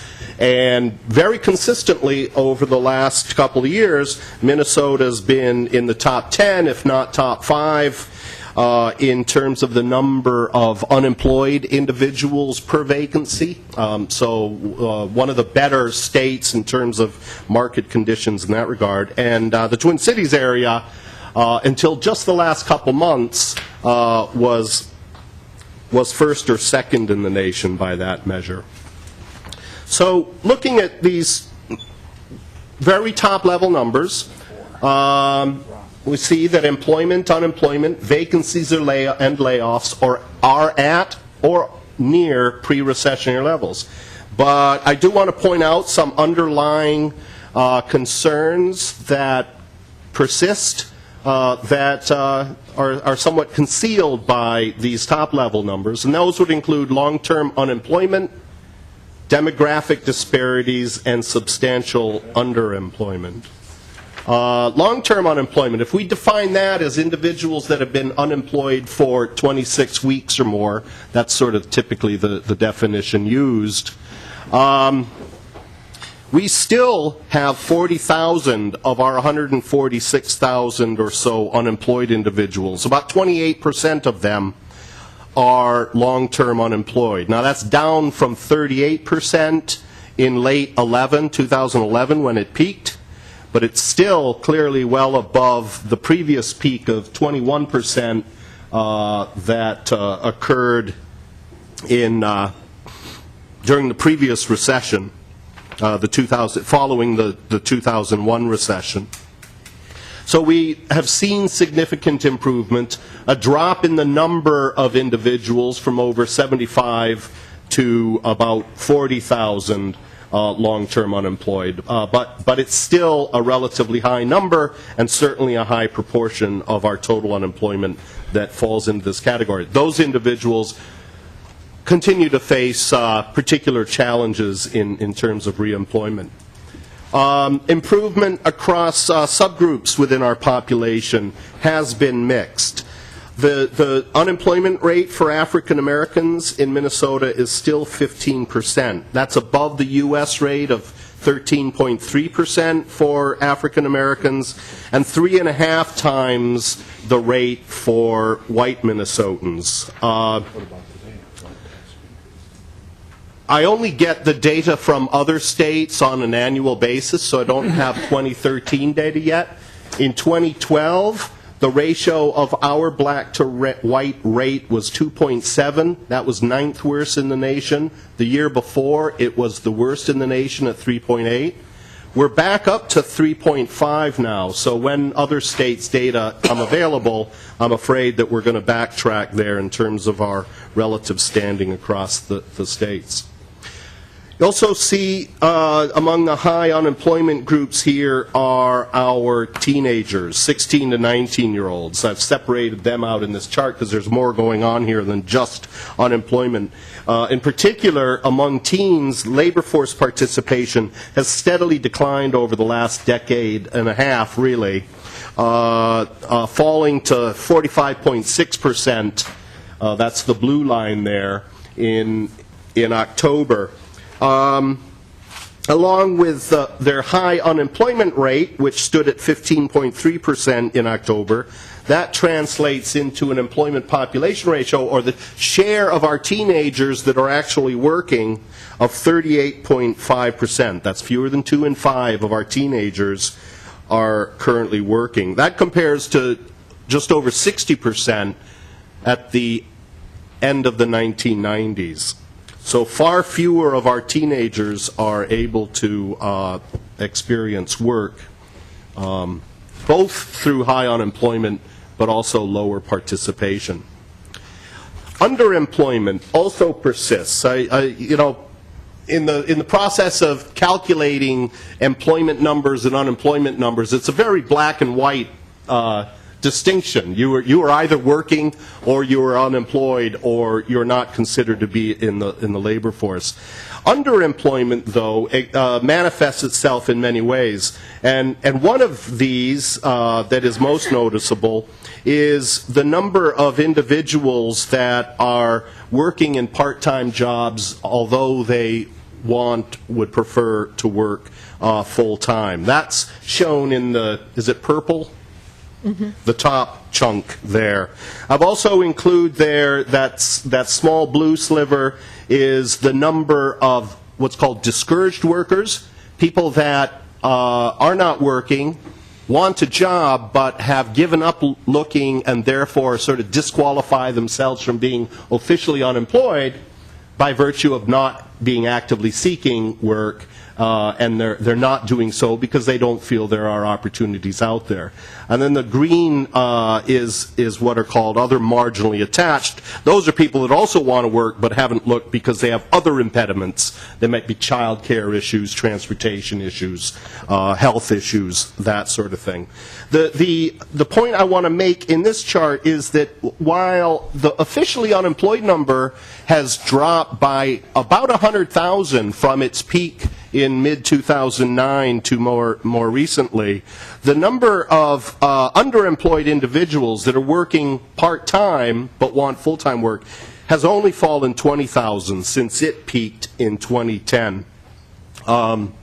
So we've seen much less improvement in that part of our underutilized labor resources than we do see in the official top-level number.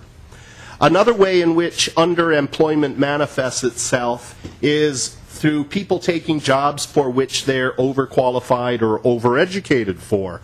What this chart does is it breaks out the distribution across different job categories of educational attainment of the holders of those jobs. I base this on the American Community Survey data from 2011. 2012 isn't available yet, but that first bar then, the one to the farthest left, shows the educational attainment distribution across jobs that require high school or less. So there are 1,017,000, 18,000 people with a high school diploma or less working in those jobs. But if you go further up, there's also nearly 365,000 individuals that hold bachelor's degrees that are working in these jobs that require a high school degree or less. And you can go across the different categories of jobs there to see the number of individuals in each of these groupings that are over and sometimes underqualified. I'll point out, too, that 365,000 bachelor's degree holders working in jobs that require high school or less is more than the 272,000 bachelor's degree holders that hold jobs that require a bachelor's degree. You aggregate all that up, what we find is that half of our workforce are in jobs that they are overeducated for. Mr. Speaker. There's a lot of untapped labor slack in our economy that's not reflected again in those top level numbers. Yes. Thank you, Mr. Speaker. And just, do you have the numbers on that historically? How has that changed over time? Yeah. I'm curious as to whether we've seen an increase in the underemployment. Yeah, thank you. Coming from the American Community Survey and that having only just started a few years ago, I can't go back to the early 2000s, certainly not the 1990s. I'm waiting for 2012. I have looked at 9 and 10, and there have been slight changes, but if I recall, I think 10 was slightly better, but not beyond the margin of error for the survey size. But I am hopeful that we'll be able to look at this year by year and see what kind of trend we're seeing. Thank you, Mr. Speaker. And I'm interested in even like pre-recession levels. If I know it unemployment numbers themselves are low, but it still feels like the economy is lagging a bit. And I know that people are working in jobs making less money than they used to, and likely this would be an indicator that there are people, higher numbers of people underemployed. So is there a way to find out that information for? Our University of Minnesota has a population center that just does an incredible job in providing access to the underlying data that allows this. As far as I could tell, they only had 2009, 10, and 11. Maybe somebody that knows that system or has more knowledge about it can find 7 or 8, but I don't think it started before that. Unfortunately, yeah. Thank you. And but that pretty much concludes my slides. Let me just review. By many measures, we have fully recovered. Representative Davis. Oh, I'm sorry. Okay. Just real quick. Real quick here, and I was looking at your Find Your Center, your brochure on the data centers that from the department. Maybe this isn't for the gentleman. Oh, from our website? Yeah. Okay. Mm-hmm. Okay. And I worked very hard on that in conference committee with the governor to make sure that got done, and I'm very supportive of it. But just 2 points in the brochure there. We talk about Minnesota business tax ranks among the 10 lowest in the nation, and you're using 2011 numbers. Do we have anything updated there from 2013 as to where we are? That's one question. The other question is, additionally, Minnesota carry forward and lack of throwback encourages business startups, while the refundable research and development credit, 10%, you're talking about that. I think that was repealed. Thank you. I'm sorry, that's not coming out of my office. I couldn't address that. Maybe if the lady could. Mr. Chair. Maybe. Representative Davids, I'm not exactly sure what you're referring to, or if it's been there. We just underwent a website conversion, and so some of the links may not have the most up-to-date information. It could be possible that hasn't been updated with new information, but I would be happy to take a look at it and take it back to our communication staff and our program staff. And thank you, Mr. Speaker. And if you could, because we're selling something that's very good here. The data center tax law is very, very good. Right. But we're using numbers that could be outdated, because 2011 we didn't have the 2013 tax bill. And then also it says that we have a refundable research and development credit. I don't think we have that anymore. And we can follow up and talk about that. I just don't want to be selling. This is a really good program. Yep. I just don't want to be selling it incorrectly. Thank you. Thank you. Going back to the comment about the underemployed portion of the workforce, time after time from businesses we hear that the most important thing is educated workforce. We're seeing a growing number of companies saying they have jobs that are held open because they don't have the right people. So I'm trying to square up with your statistics around such a large portion underemployed, but why we also have large numbers of jobs being held open. Where's the disconnect, and what do we need to do to address it? Thank you for that question. I'm glad to have the opportunity to address it. First of all, I think this is very much a manifestation of the lingering effects of the recession. As that second chart showed you, this recovery has not been uniform across all segments of the economy, across all regions of the state. As we recover and people find themselves, locked in their home because of housing market conditions, we've had a lot of difficulty regaining that alignment between the jobs that are opening up in areas of growth and the workers that are available to fill those positions. I think a lot of that is simply the transition that can take some time, especially when housing market conditions and other factors make people less mobile than they might otherwise be.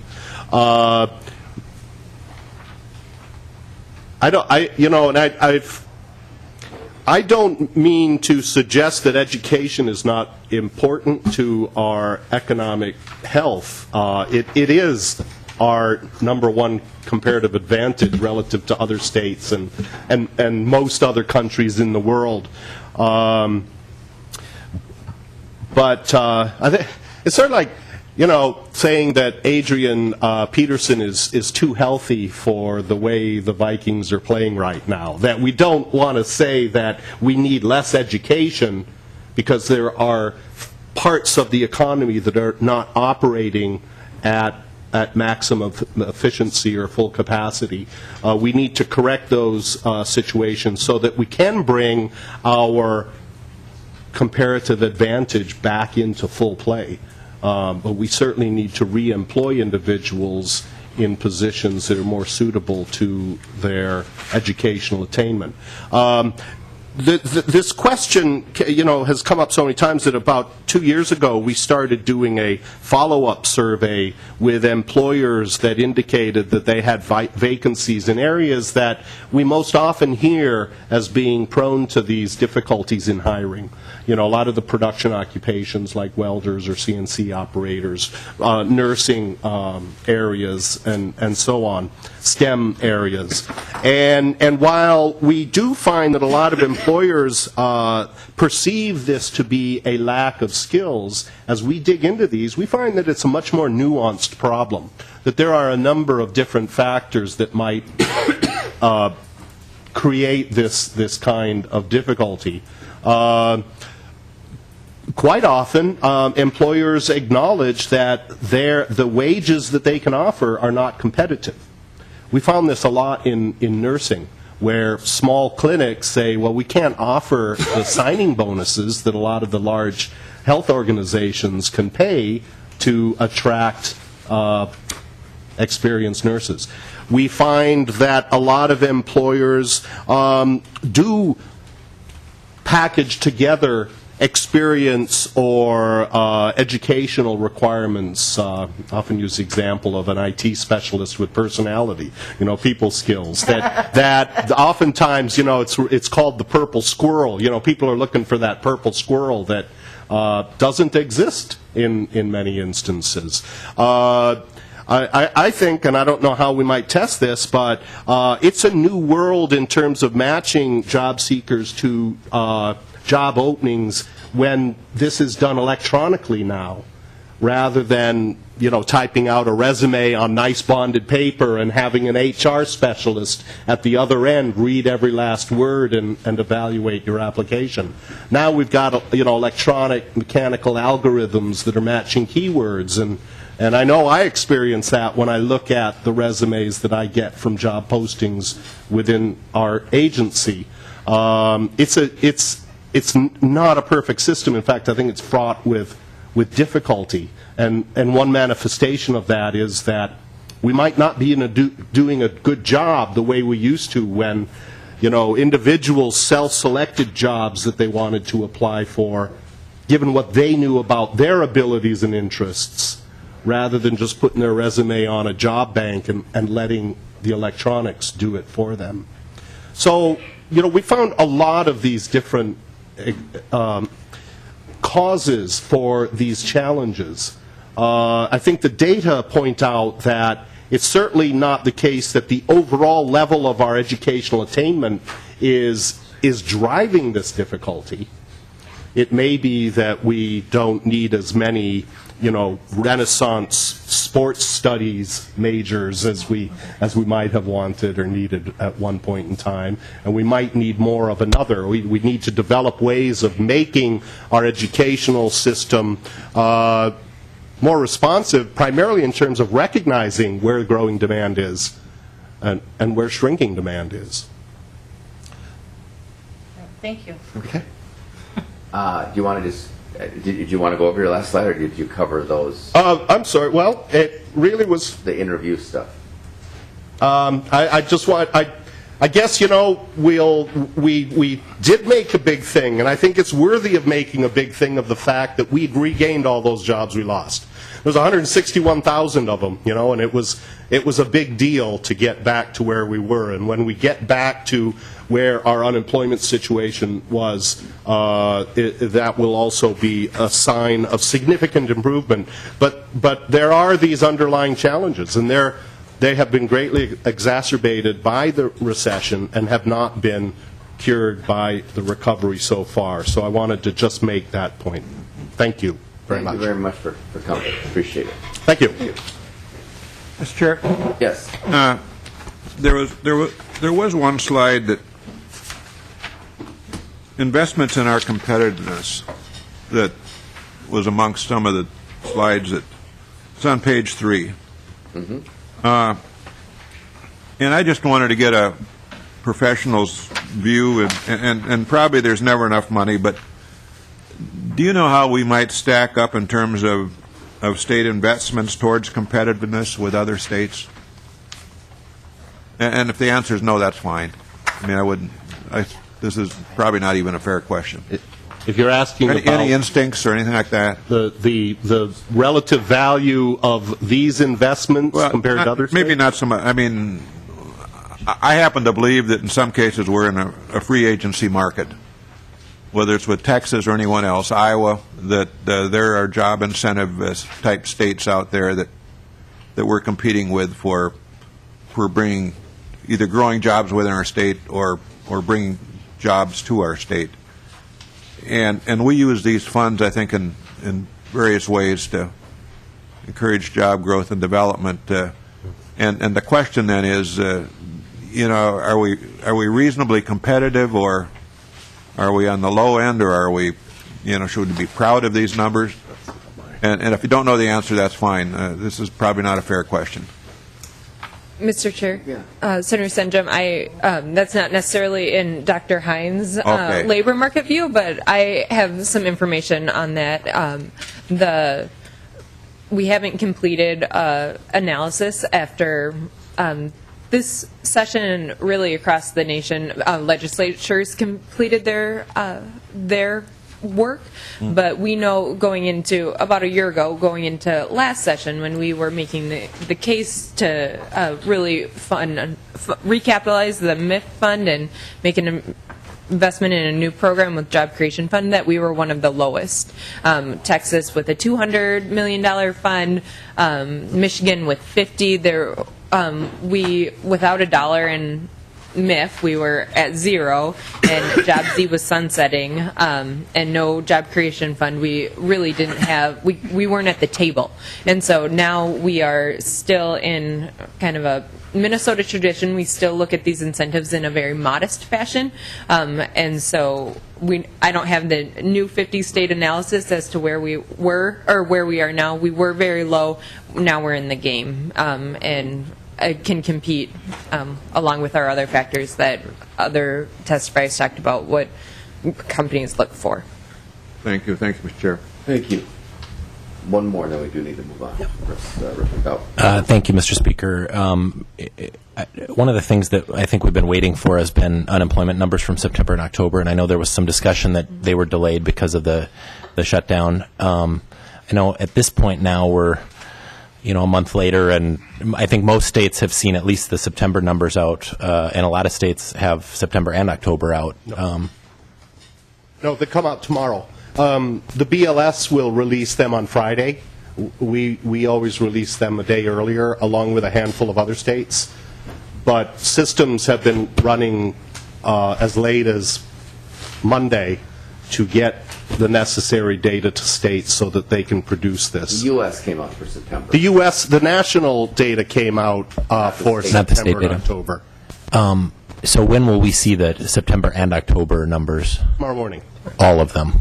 Okay. And then just anecdotally, there was some stories in the last couple of days that the unemployment numbers were not accurate prior to the last election. Apparently, somehow numbers were fudged, or there's some allegations that happened. How do we know that the numbers we're seeing here in Minnesota are accurate, and what how do we come up with those? Just refresh me on how we come up with those numbers, and how do we ensure that they're accurate? Well, I can assure you that they're not accurate. It's based on a survey of here in Minnesota about 1,700 households. It's just too small for me to confidently say, hey, these are accurate. They're the best we can do. And we have no opportunity to influence these ways. The way the data are collected by the Census Bureau and fed to the Bureau of Labor Statistics and ultimately to us are through electronic systems that don't even allow us to go in and, if we knew how to make changes to those survey responses. You're familiar with what I'm talking about, though, the I do story. not. A story today? It was yesterday and the day before. It was kind of breaking that apparently some census employees fudged some numbers, and that's what caused the unemployment numbers to take a kind of a historic drop right before the 2012 election. So there's some stories floating in the last couple of days that was the case. So basically, if we find that the national numbers were inaccurate, it's likely that ours are as well. Well, they're done differently. Now, they're both based on those individual responses that households provide to the census takers regarding their employment situation. So if the influence here is via actually changing those census takers' responses, that would impact our numbers. But I would be very curious to see the explanation, and I'd be happy to give you my insight into it. Sure. I read a little bit of the story, and it basically, and you probably know more about this than I do, but it's... We have to get through all these things, and so we can maybe take this offline. Wanted to just finish that thought. It just take a second. Literally, they said that census workers, apparently it was one person they contacted was good for 5,000 jobs, and that's how they came up with, or some ratio like that, and that census workers apparently didn't contact that many people, and they kind of just filled in the work, and it wasn't verified. So that's the allegation. I don't know whether it was true, but that's the story that's out there. So potentially ours could be subject to that same kind of... All right, thank you. Thank you. Thank you. Yes. All right. So we're going to try to finish up this...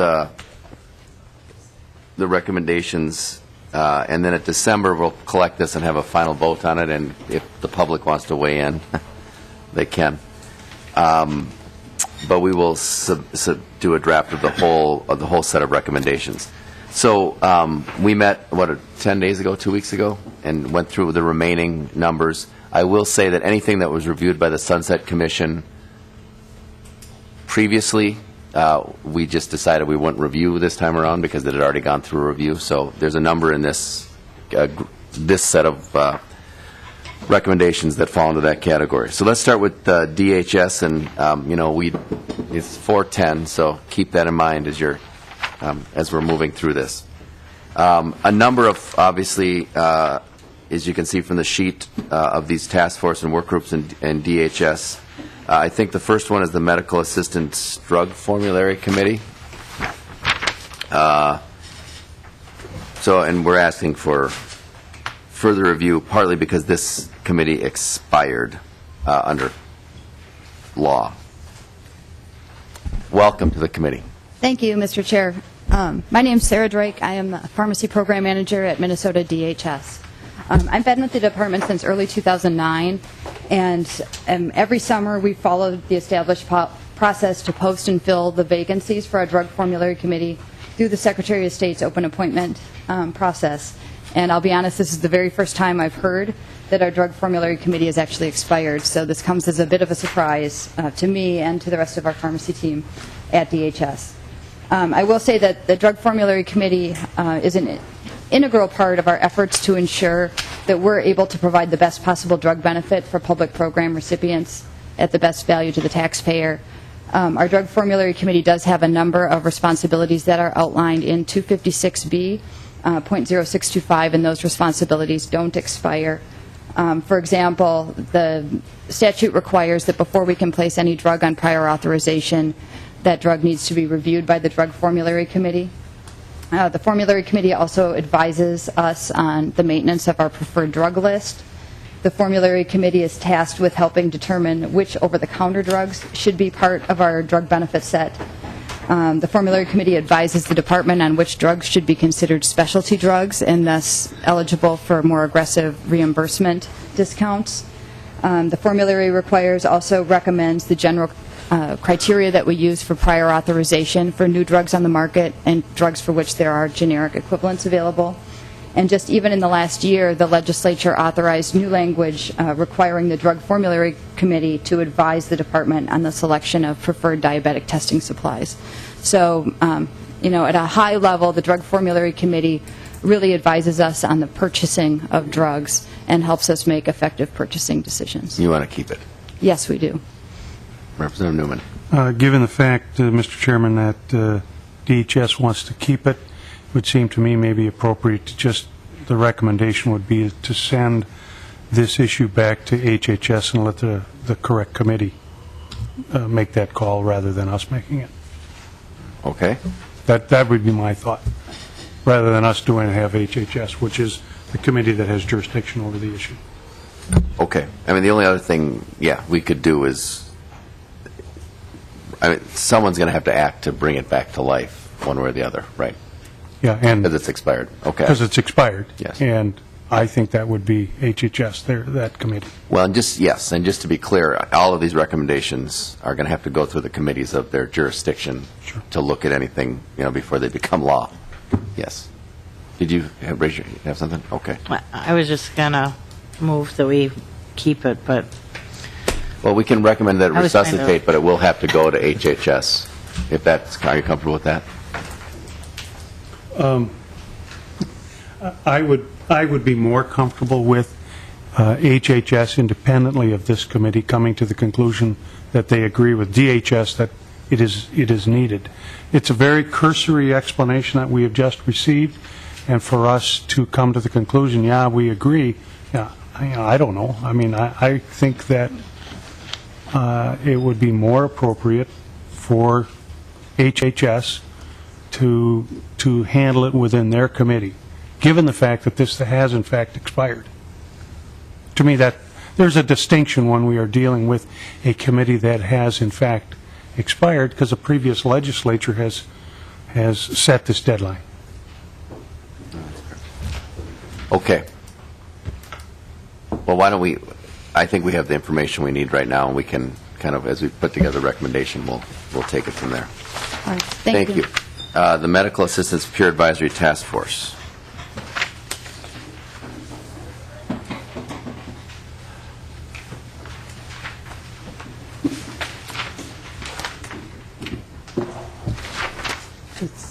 And it looks like the recommendation is supporting the repeal of this task force?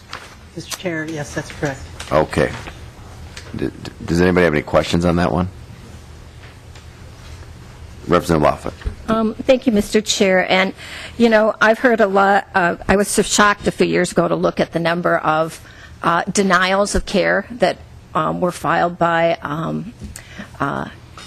the health plans and others, and it's been a while since I've looked at any of that sort of stuff. But they're really, now that we're ratcheting back managed care rates, I think for some good reasons, and some other things, I think the whole issue of medical necessity will be called into question more frequently. And I'm not saying this is the best approach, but to just leave it to the discretion of the commissioner, I think creates some issues in terms of process, but I don't recall exactly how all the steps work when a patient who's enrolled in one of our healthcare programs feels that they have been denied a service that they think is critical to their health, and the steps that they go through to have that reviewed. And I'm just wondering whether this is one that at least the Health and Human Services Committee should look at, because we do need to have an appeals process that works effectively, and maybe there are other ways to do it other than this. But I do think that there's going to be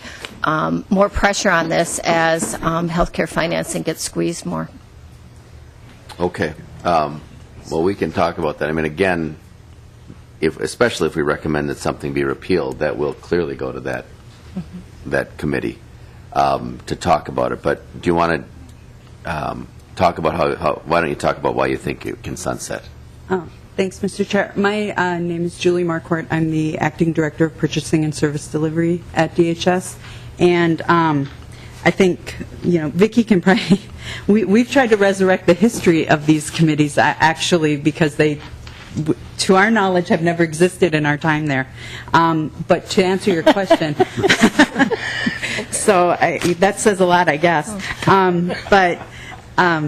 To answer your question about what would happen there, it depends on if the person's in fee-for-service or managed care. In fee-for-service, there's a review process. If something is determined to be not medically necessary, there's a couple of avenues. The provider themselves can ask for reconsideration, and within the contracts of those medical review organizations, they are required to do a peer review.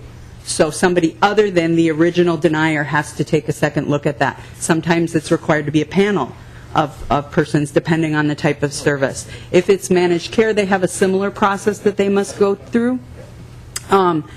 The recipient themselves, then, in both cases, has an appeal right. And that could be heard by the managed care organization. If it's fee-for-service, it's heard at DHS by the ALJs. But at that point, we also take a second look at that, because we're asked to defend the appeal. Then that comes back to the department. We take a second look. And then I would say more broadly, when we have issues where we might see a pattern of denials, we may take a look at that from a policy perspective. We may also use the Health Services Advisory Committee, which I think is really kind of getting at maybe what this originally intended, where we have a broad-based cross-section of providers. We also have subsets of that. We have a Dental Services Advisory Committee. We have right now a non-emergency medical transportation. We meet regularly with the durable medical equipment people. We meet regularly with the rehab services groups, PTOT speech as a group. We meet with pharmacy representatives, and we do a lot of ad hoc meetings when we're looking at changing policies. So I think we have lots of ways to get at this that this committee doesn't seem to serve a purpose for us because we didn't know it existed. Mr. Chair, we have a much more extensive process, which I was suspecting we probably did, but your answer here just says, let's get rid of it, it's up to the commissioner. And I think, we need to say there are other mechanisms other than just the commissioner making a ruling in terms of bringing other professional input into the review. That'd be great. We're just working from the paper here, sorry. Mr. Chair, if I might, and maybe it might help kind of let you know how the working group approached this. We looked at if it was something that hadn't been meeting and the commissioner didn't need it and we didn't see any real big purpose for it. We went along with it fully knowing, as in the case of the last one that Senator Newman spoke about, that each of these are going to have to go to the Committee of Jurisdiction. They can certainly disagree with our recommendation, but that we approached it from more of like a 10,000-foot level and not getting into the nitty-gritty because we don't have the expertise to know how these particular ones interact or not with other active committees or processes within those various agencies. So I'm not disagreeing with you, but if the commissioner says that they don't want it, we kind of, unless we saw a burning reason why to keep it, we went along with it and figured that the fight could occur in the committee.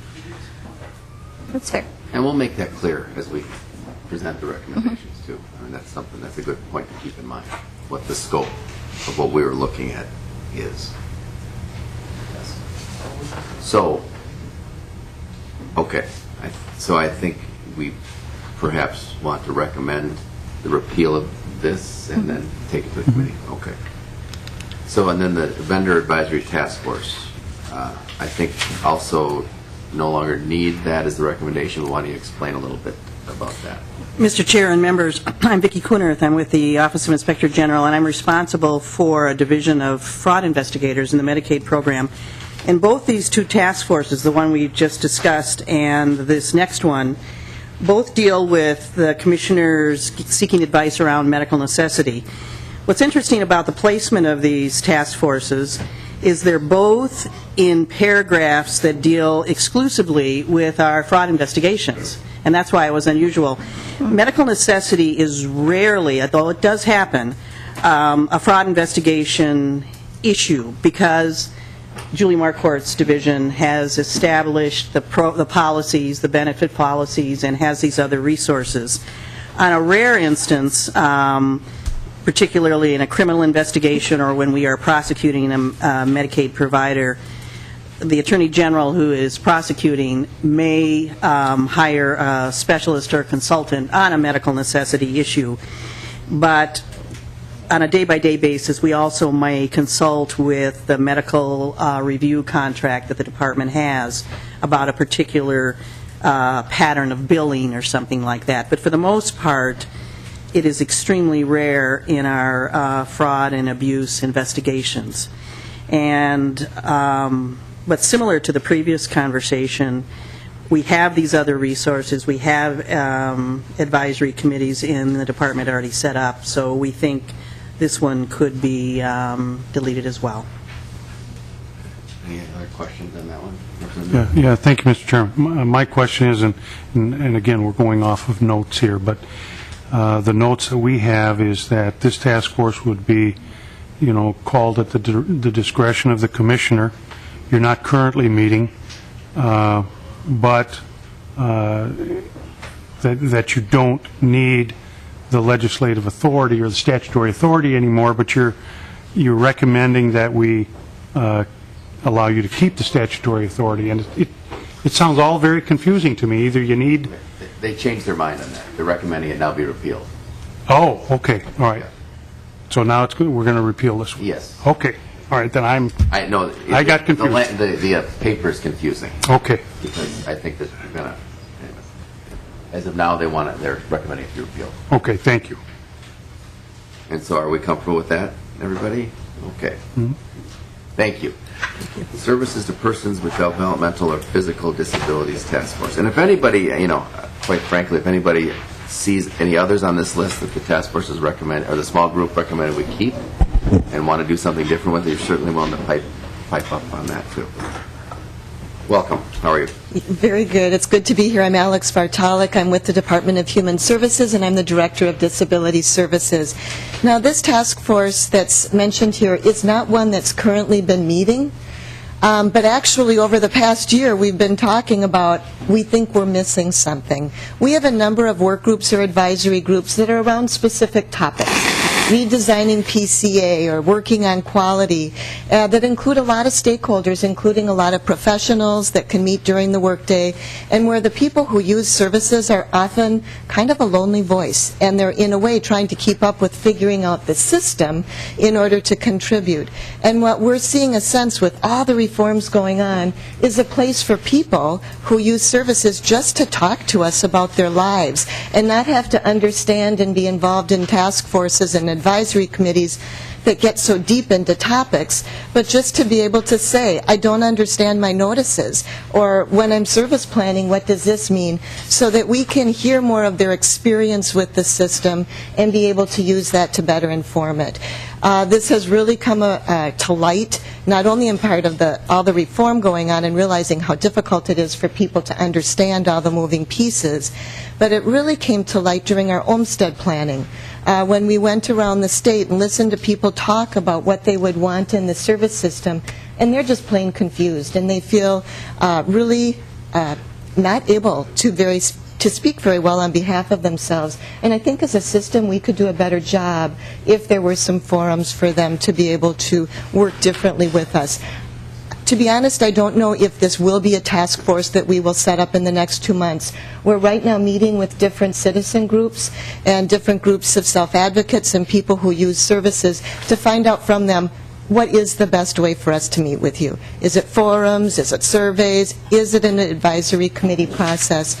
But we'd like the statutory authority because it does give us the ability to be able to go forward and move forward if an advisory committee or task force is the best way to approach this. Any discussion on that? Just a question. Yeah. And I don't have any quarrel with this at all. I just have a resident back in Rochester that has applied for the Council of Disabilities, and it just would there be overlapping functions here? I think that's a good question. No, there really isn't an overlap. We try to work together with the different councils. They have different types of planning and visioning and different focuses. What we're looking at is really about how the Department of Human Services and the services they receive from us, does it make a difference in their lives? Okay. Does it work the way it should work, and what should we be doing differently? Sounds like a good council. Works. Except it hasn't been doing anything. Right. I'm going to suggest this. I mean, it sounds from the testimony that you would like to retain the authority because you want to do this in the future. So maybe we can recommend that we repeal this. It's going to have to go to the committee, and in 2 months, if you've gotten this work together, you can go to the committee and make the case. In fact, you are using it. And we'll make clear in our recommendation that the reason for that is because it hasn't been used and it's kind of open. Well, and I'd like to add to that, I'm sure that there might be an ability, if you do want to go forward with this or similar thing, to set the language to reflect your new model rather than just using what's on the books. You may want to tweak it or whatever, so I'd say get busy in the next 2 to 3 months and make your case to the committee. Are people comfortable with that? Okay, thank you. Okay. Ombudsman for Mental Health and Developmental Disabilities.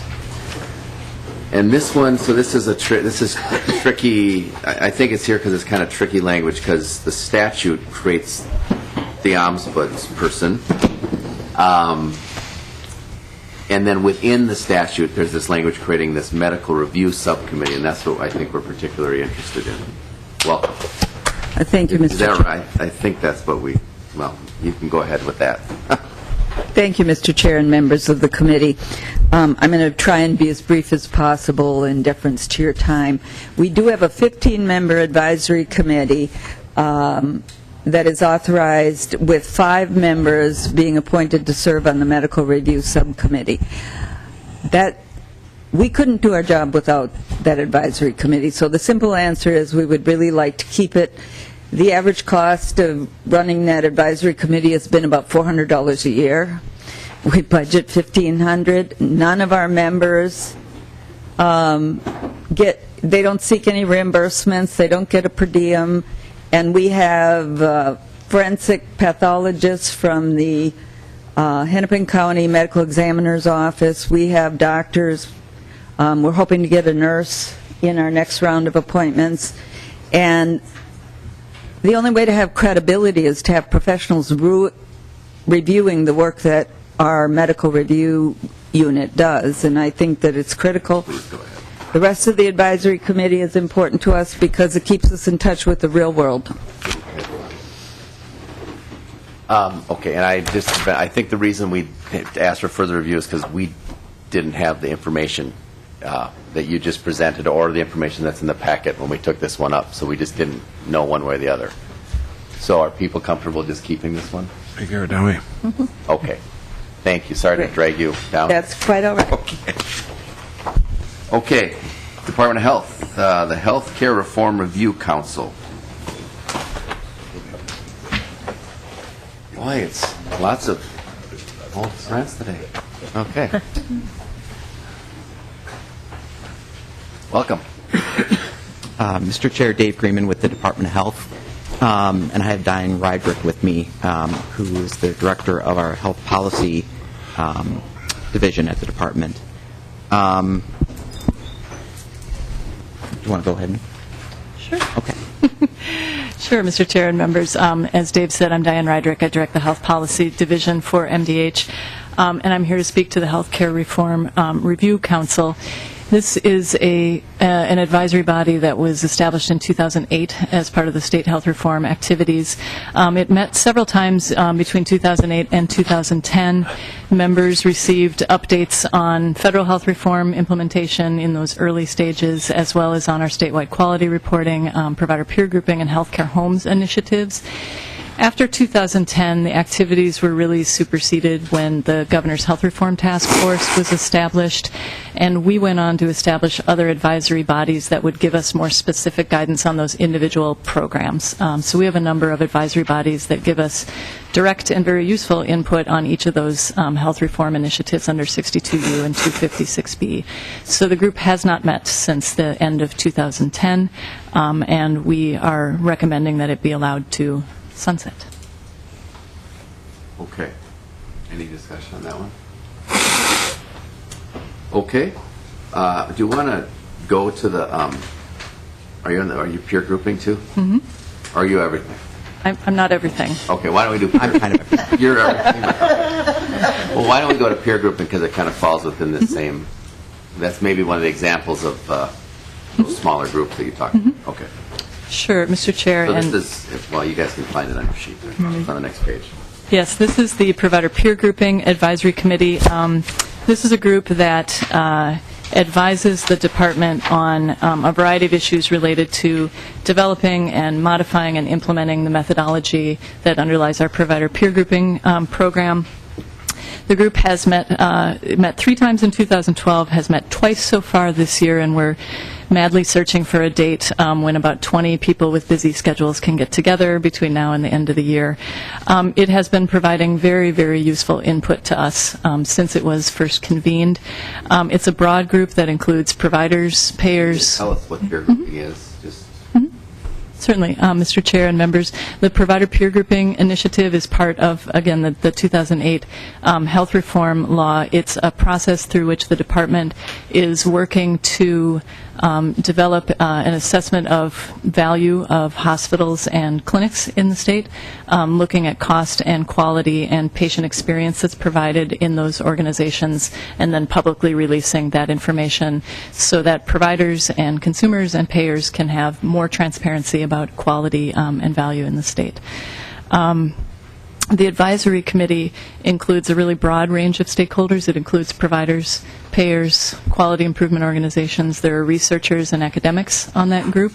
There are consumers on that group. There are employers on that group. We're trying to really represent the full range of groups that we think have expertise in this, and they've been providing us very useful information that has helped to shape the methodology and has led to some significant modifications in the methodology based on their input over the last year and a half. Are we going to get it done?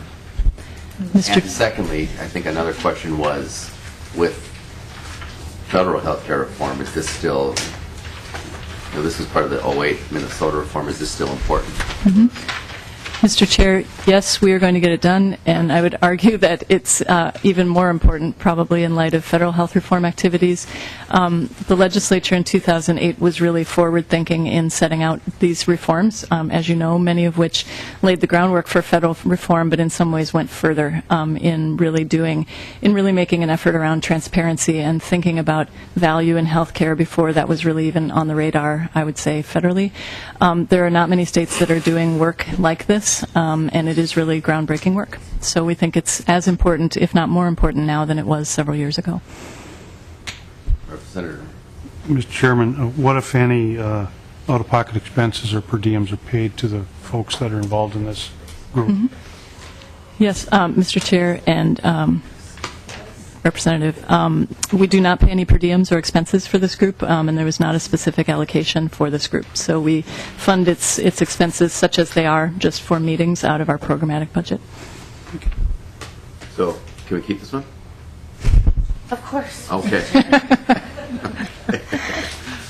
All right. Based on the last answer, yes. There you go. That's right. All right. So repeal and keep. Then any others that fall within, or you're done? Okay. Thank you. Do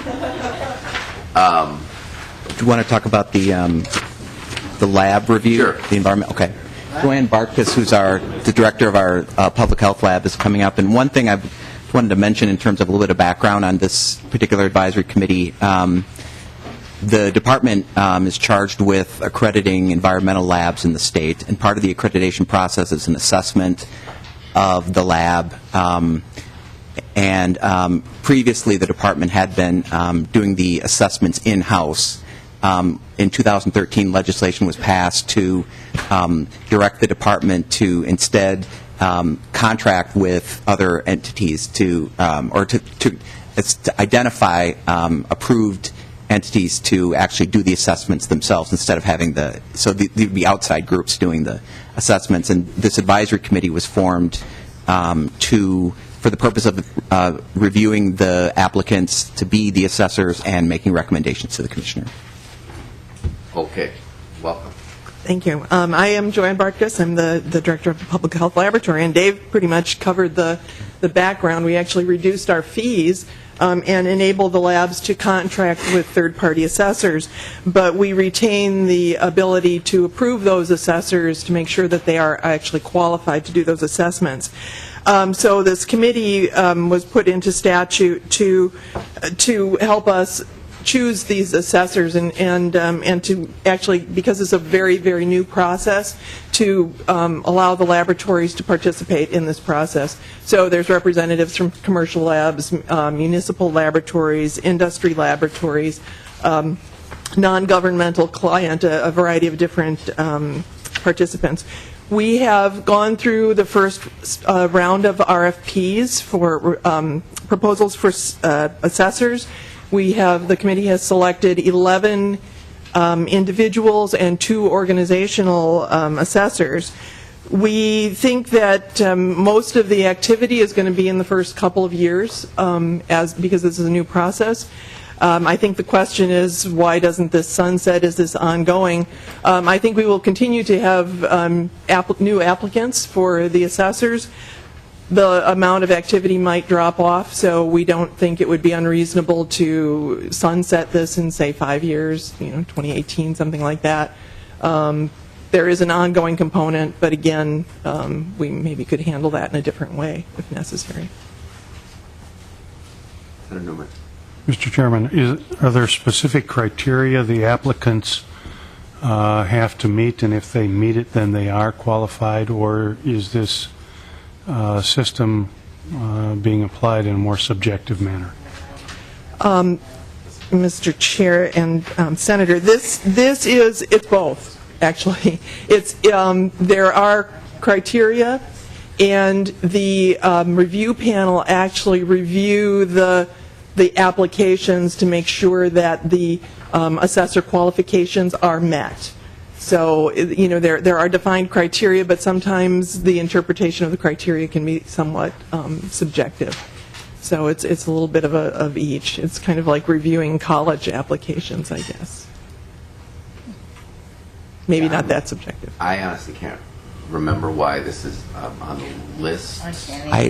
Is it because of there's no expiration date? That was because there's no expiration date. Yeah. Okay. So you'd suggest maybe a 2018 expiration date? We could do that, or... So moved. Okay. Yeah, that's fine. All right, thank you. Moving along now. Yeah. Let's see, which one do you want to go with? How about the Health Licensing Advisory Council? Okay. Colleen Paulus, who manages the area that oversees this, is coming down. This is a law that actually gives the commissioner authority to appoint an advisory council to advise the commissioner on matters relating to the registration or regulation of providers. Most provider groups have a board that does this, or have boards established in statute. This would be something the commissioner would have the authority to do, to set up an advisory council for those that don't currently have. These are usually newer occupations in some cases. Okay. All right, welcome. Go ahead. Mr. Chair, committee members, I'm Colleen Paulus, manager of the Food, Pools, and Lodging Services at the Minnesota Department of Health. And the advisory group that we have is for the Environmental Health Specialists Sanitarian. And these are the individuals that inspect restaurants, swimming pools, lodging, resorts throughout the state. And the advisory group is made up of both city, county, state, private business, and members at large, consumers. And so it's a really good opportunity for us to get some input in terms of the recommendations. What the committee does is they review transcripts so that we have qualified candidates that can sit for the exam every year. And there's an exam in the spring and an exam in the fall. So the committee meets about twice a year to review all the transcripts. In addition to that, they will make recommendations in terms, the advisory group will make recommendations to the department if there's any changes that need to be made, and they did so, and right now we are in the process of seeking a rule change for the requirements. In addition to that, there's a part of the rule where the advisory committee can make recommendations to the commissioner if there's any complaints in regards to a registered environmental health specialist. So we find value in this group. There, in terms of costs to the department, it's about $2,000. They receive a per diem. They have some travel expenditures, and then we do offset that with some revenue. We receive about $7,100 a year to cover the cost of this program. I'm sorry, Mr. Chair, I'm lost. I thought we were on the Health Licensing Advisory Council, so I'm not sure what we're talking about here. So I think the statutory authority is general, and the commissioner has actually used that authority to create what you're talking about. Yes. And, Mr. Chair, I think what Ms. Paulus is talking about is one function in which that committee actually played was working with this particular group of providers to advise the commissioner. So essentially, we have the boards of health, board of nursing, we have professional boards set up, and then for other professions that come up, the commissioner can convene for a period of time or longer this advisory council for professions that aren't covered by statutory ones. That's the gist of this. Yeah. And you're talking about one where the statutes don't have a board that would cover that occupation. Yes. But if I might, so does by virtue of having this, does this allow the Commissioner of Health to determine who has to be licensed or not? So in other words, if the sanitary workers or whatever, it sounds like they're getting licensed now, but it never came through the legislature, is that correct? Go ahead. Mr. Chair, committee members, I'm not sure I understand your question. So the people that you're talking about, did we in the legislature pass a law that said those folks should be licensed, or is the commissioner deciding on his own authority that certain groups should be licensed or not? I think that's the gist of the question. Mr. Chair, I think as I read the statute, it appears that the statute is 214.13, and it directs the commissioner to make recommendations to the legislature about regulating various types of providers.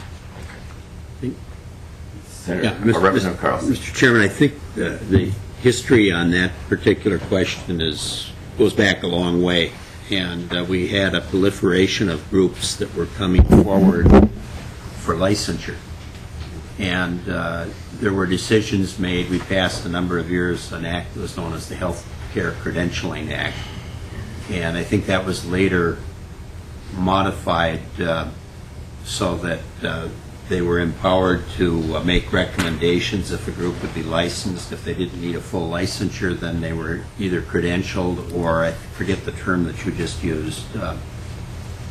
Mr.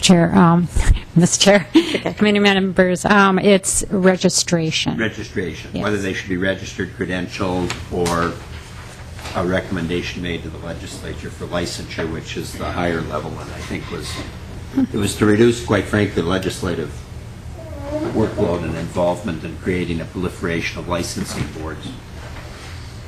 Right, Madam Chair. The statute gives us the authority to require some registration, but it doesn't give us the authority to regulate the providers. That we would need legislative approval to do. Yeah, so then you'd come, Madam Chair, here Representative to that Carlson. higher level of licensing or credentialing. I'm sorry. Representative Holberg? Madam Chair, maybe it needs to be renamed then to the Health Registering Advisory Council.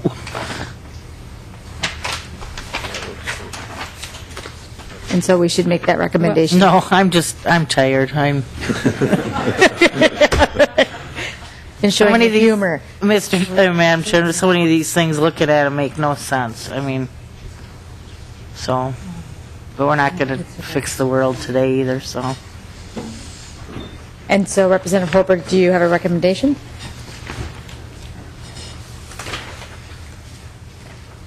Well, Madam Chair, the working group recommended repeal, but if the department, it sounds like they save the committee time and headaches by making advice, giving advice on some of the other things that don't rise to a level of licensure, taking care of them administratively. So, I mean, I guess with that additional information, I'm kind of agnostic. Why don't we keep it? All right. That's what we were. All right.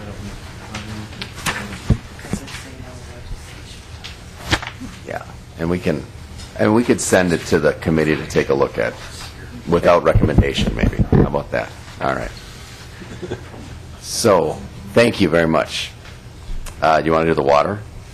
The water supply systems Is that and the last wastewater one? treatment facilities advisory council. Yes. Yes.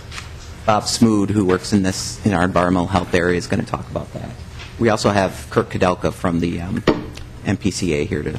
And I think the reason this is here is because it expired in 2009. At least we think so. So let me just ask this: do we need this to get EPA funding? Yes, we do. We could lose up to $730,000 if we don't have a stakeholder council. Well, I don't know. Yeah, go ahead. What does that use? What is that money for? We received the money through our Drinking Water Revolving Fund program, and it's called set-aside money, and it's used to operate or to run our program. So your program is wholly federal funded? It is at least 50% federally funded. The rest is fees. The rest is what? It's fee money from municipalities. Okay. So there's no state general fund money going? No, there's not. And, Mr. Chair, I don't know if we were just lacking information on this. I know. We said repeal, so I don't remember either. Do you remember? So have you been meeting? Yes, we meet at least once a year. All right. Well, Mr. Chair, I mean, I guess we have to keep it if we need it for money, but I'm hoping that, I mean, it just seems like we got a lot of water committees, and they're in ag, they're in environment, they're in. That's what the. So. Hold on one sec.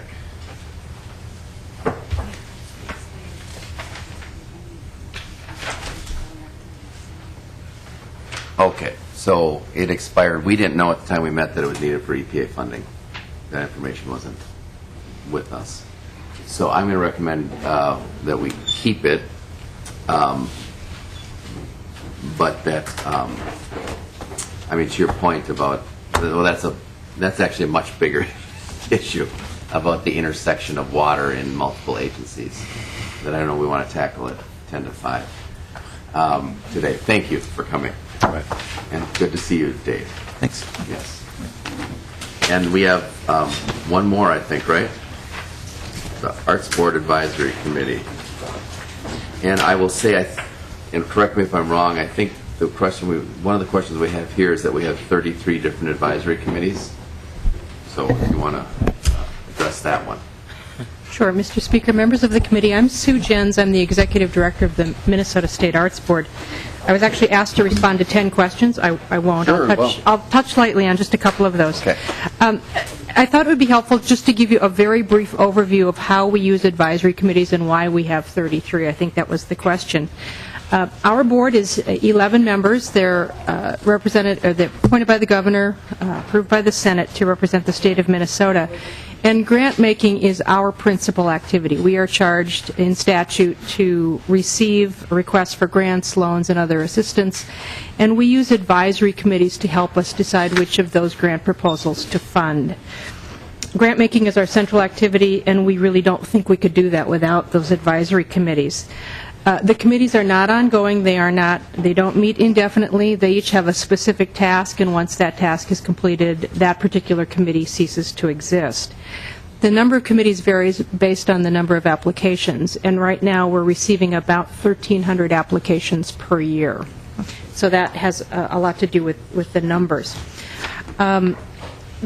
They serve really a peer review function. Those committees come together and they are very carefully constructed to represent the various artistic disciplines or genres that are being reviewed.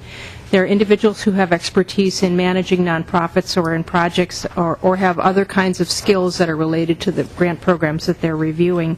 They're each given 25 to 35 applications to review. They do that work on their own at home, but then they come together and they meet in 2-day public meetings, and they discuss each of the proposals in a public meeting, much like this, and give feedback on the proposals. And then based on the scores that they assign, a ranked list is given to our board for the board to approve. And then again, once that 2-day meeting is finished, that particular committee ceases to exist. They don't continue to meet. They don't have budgetary authority, and in fact, the agency pays for the costs related to those committees. They are not paid for their time. They're serving as volunteers. We do reimburse them for mileage and for travel and meals at state-approved rates.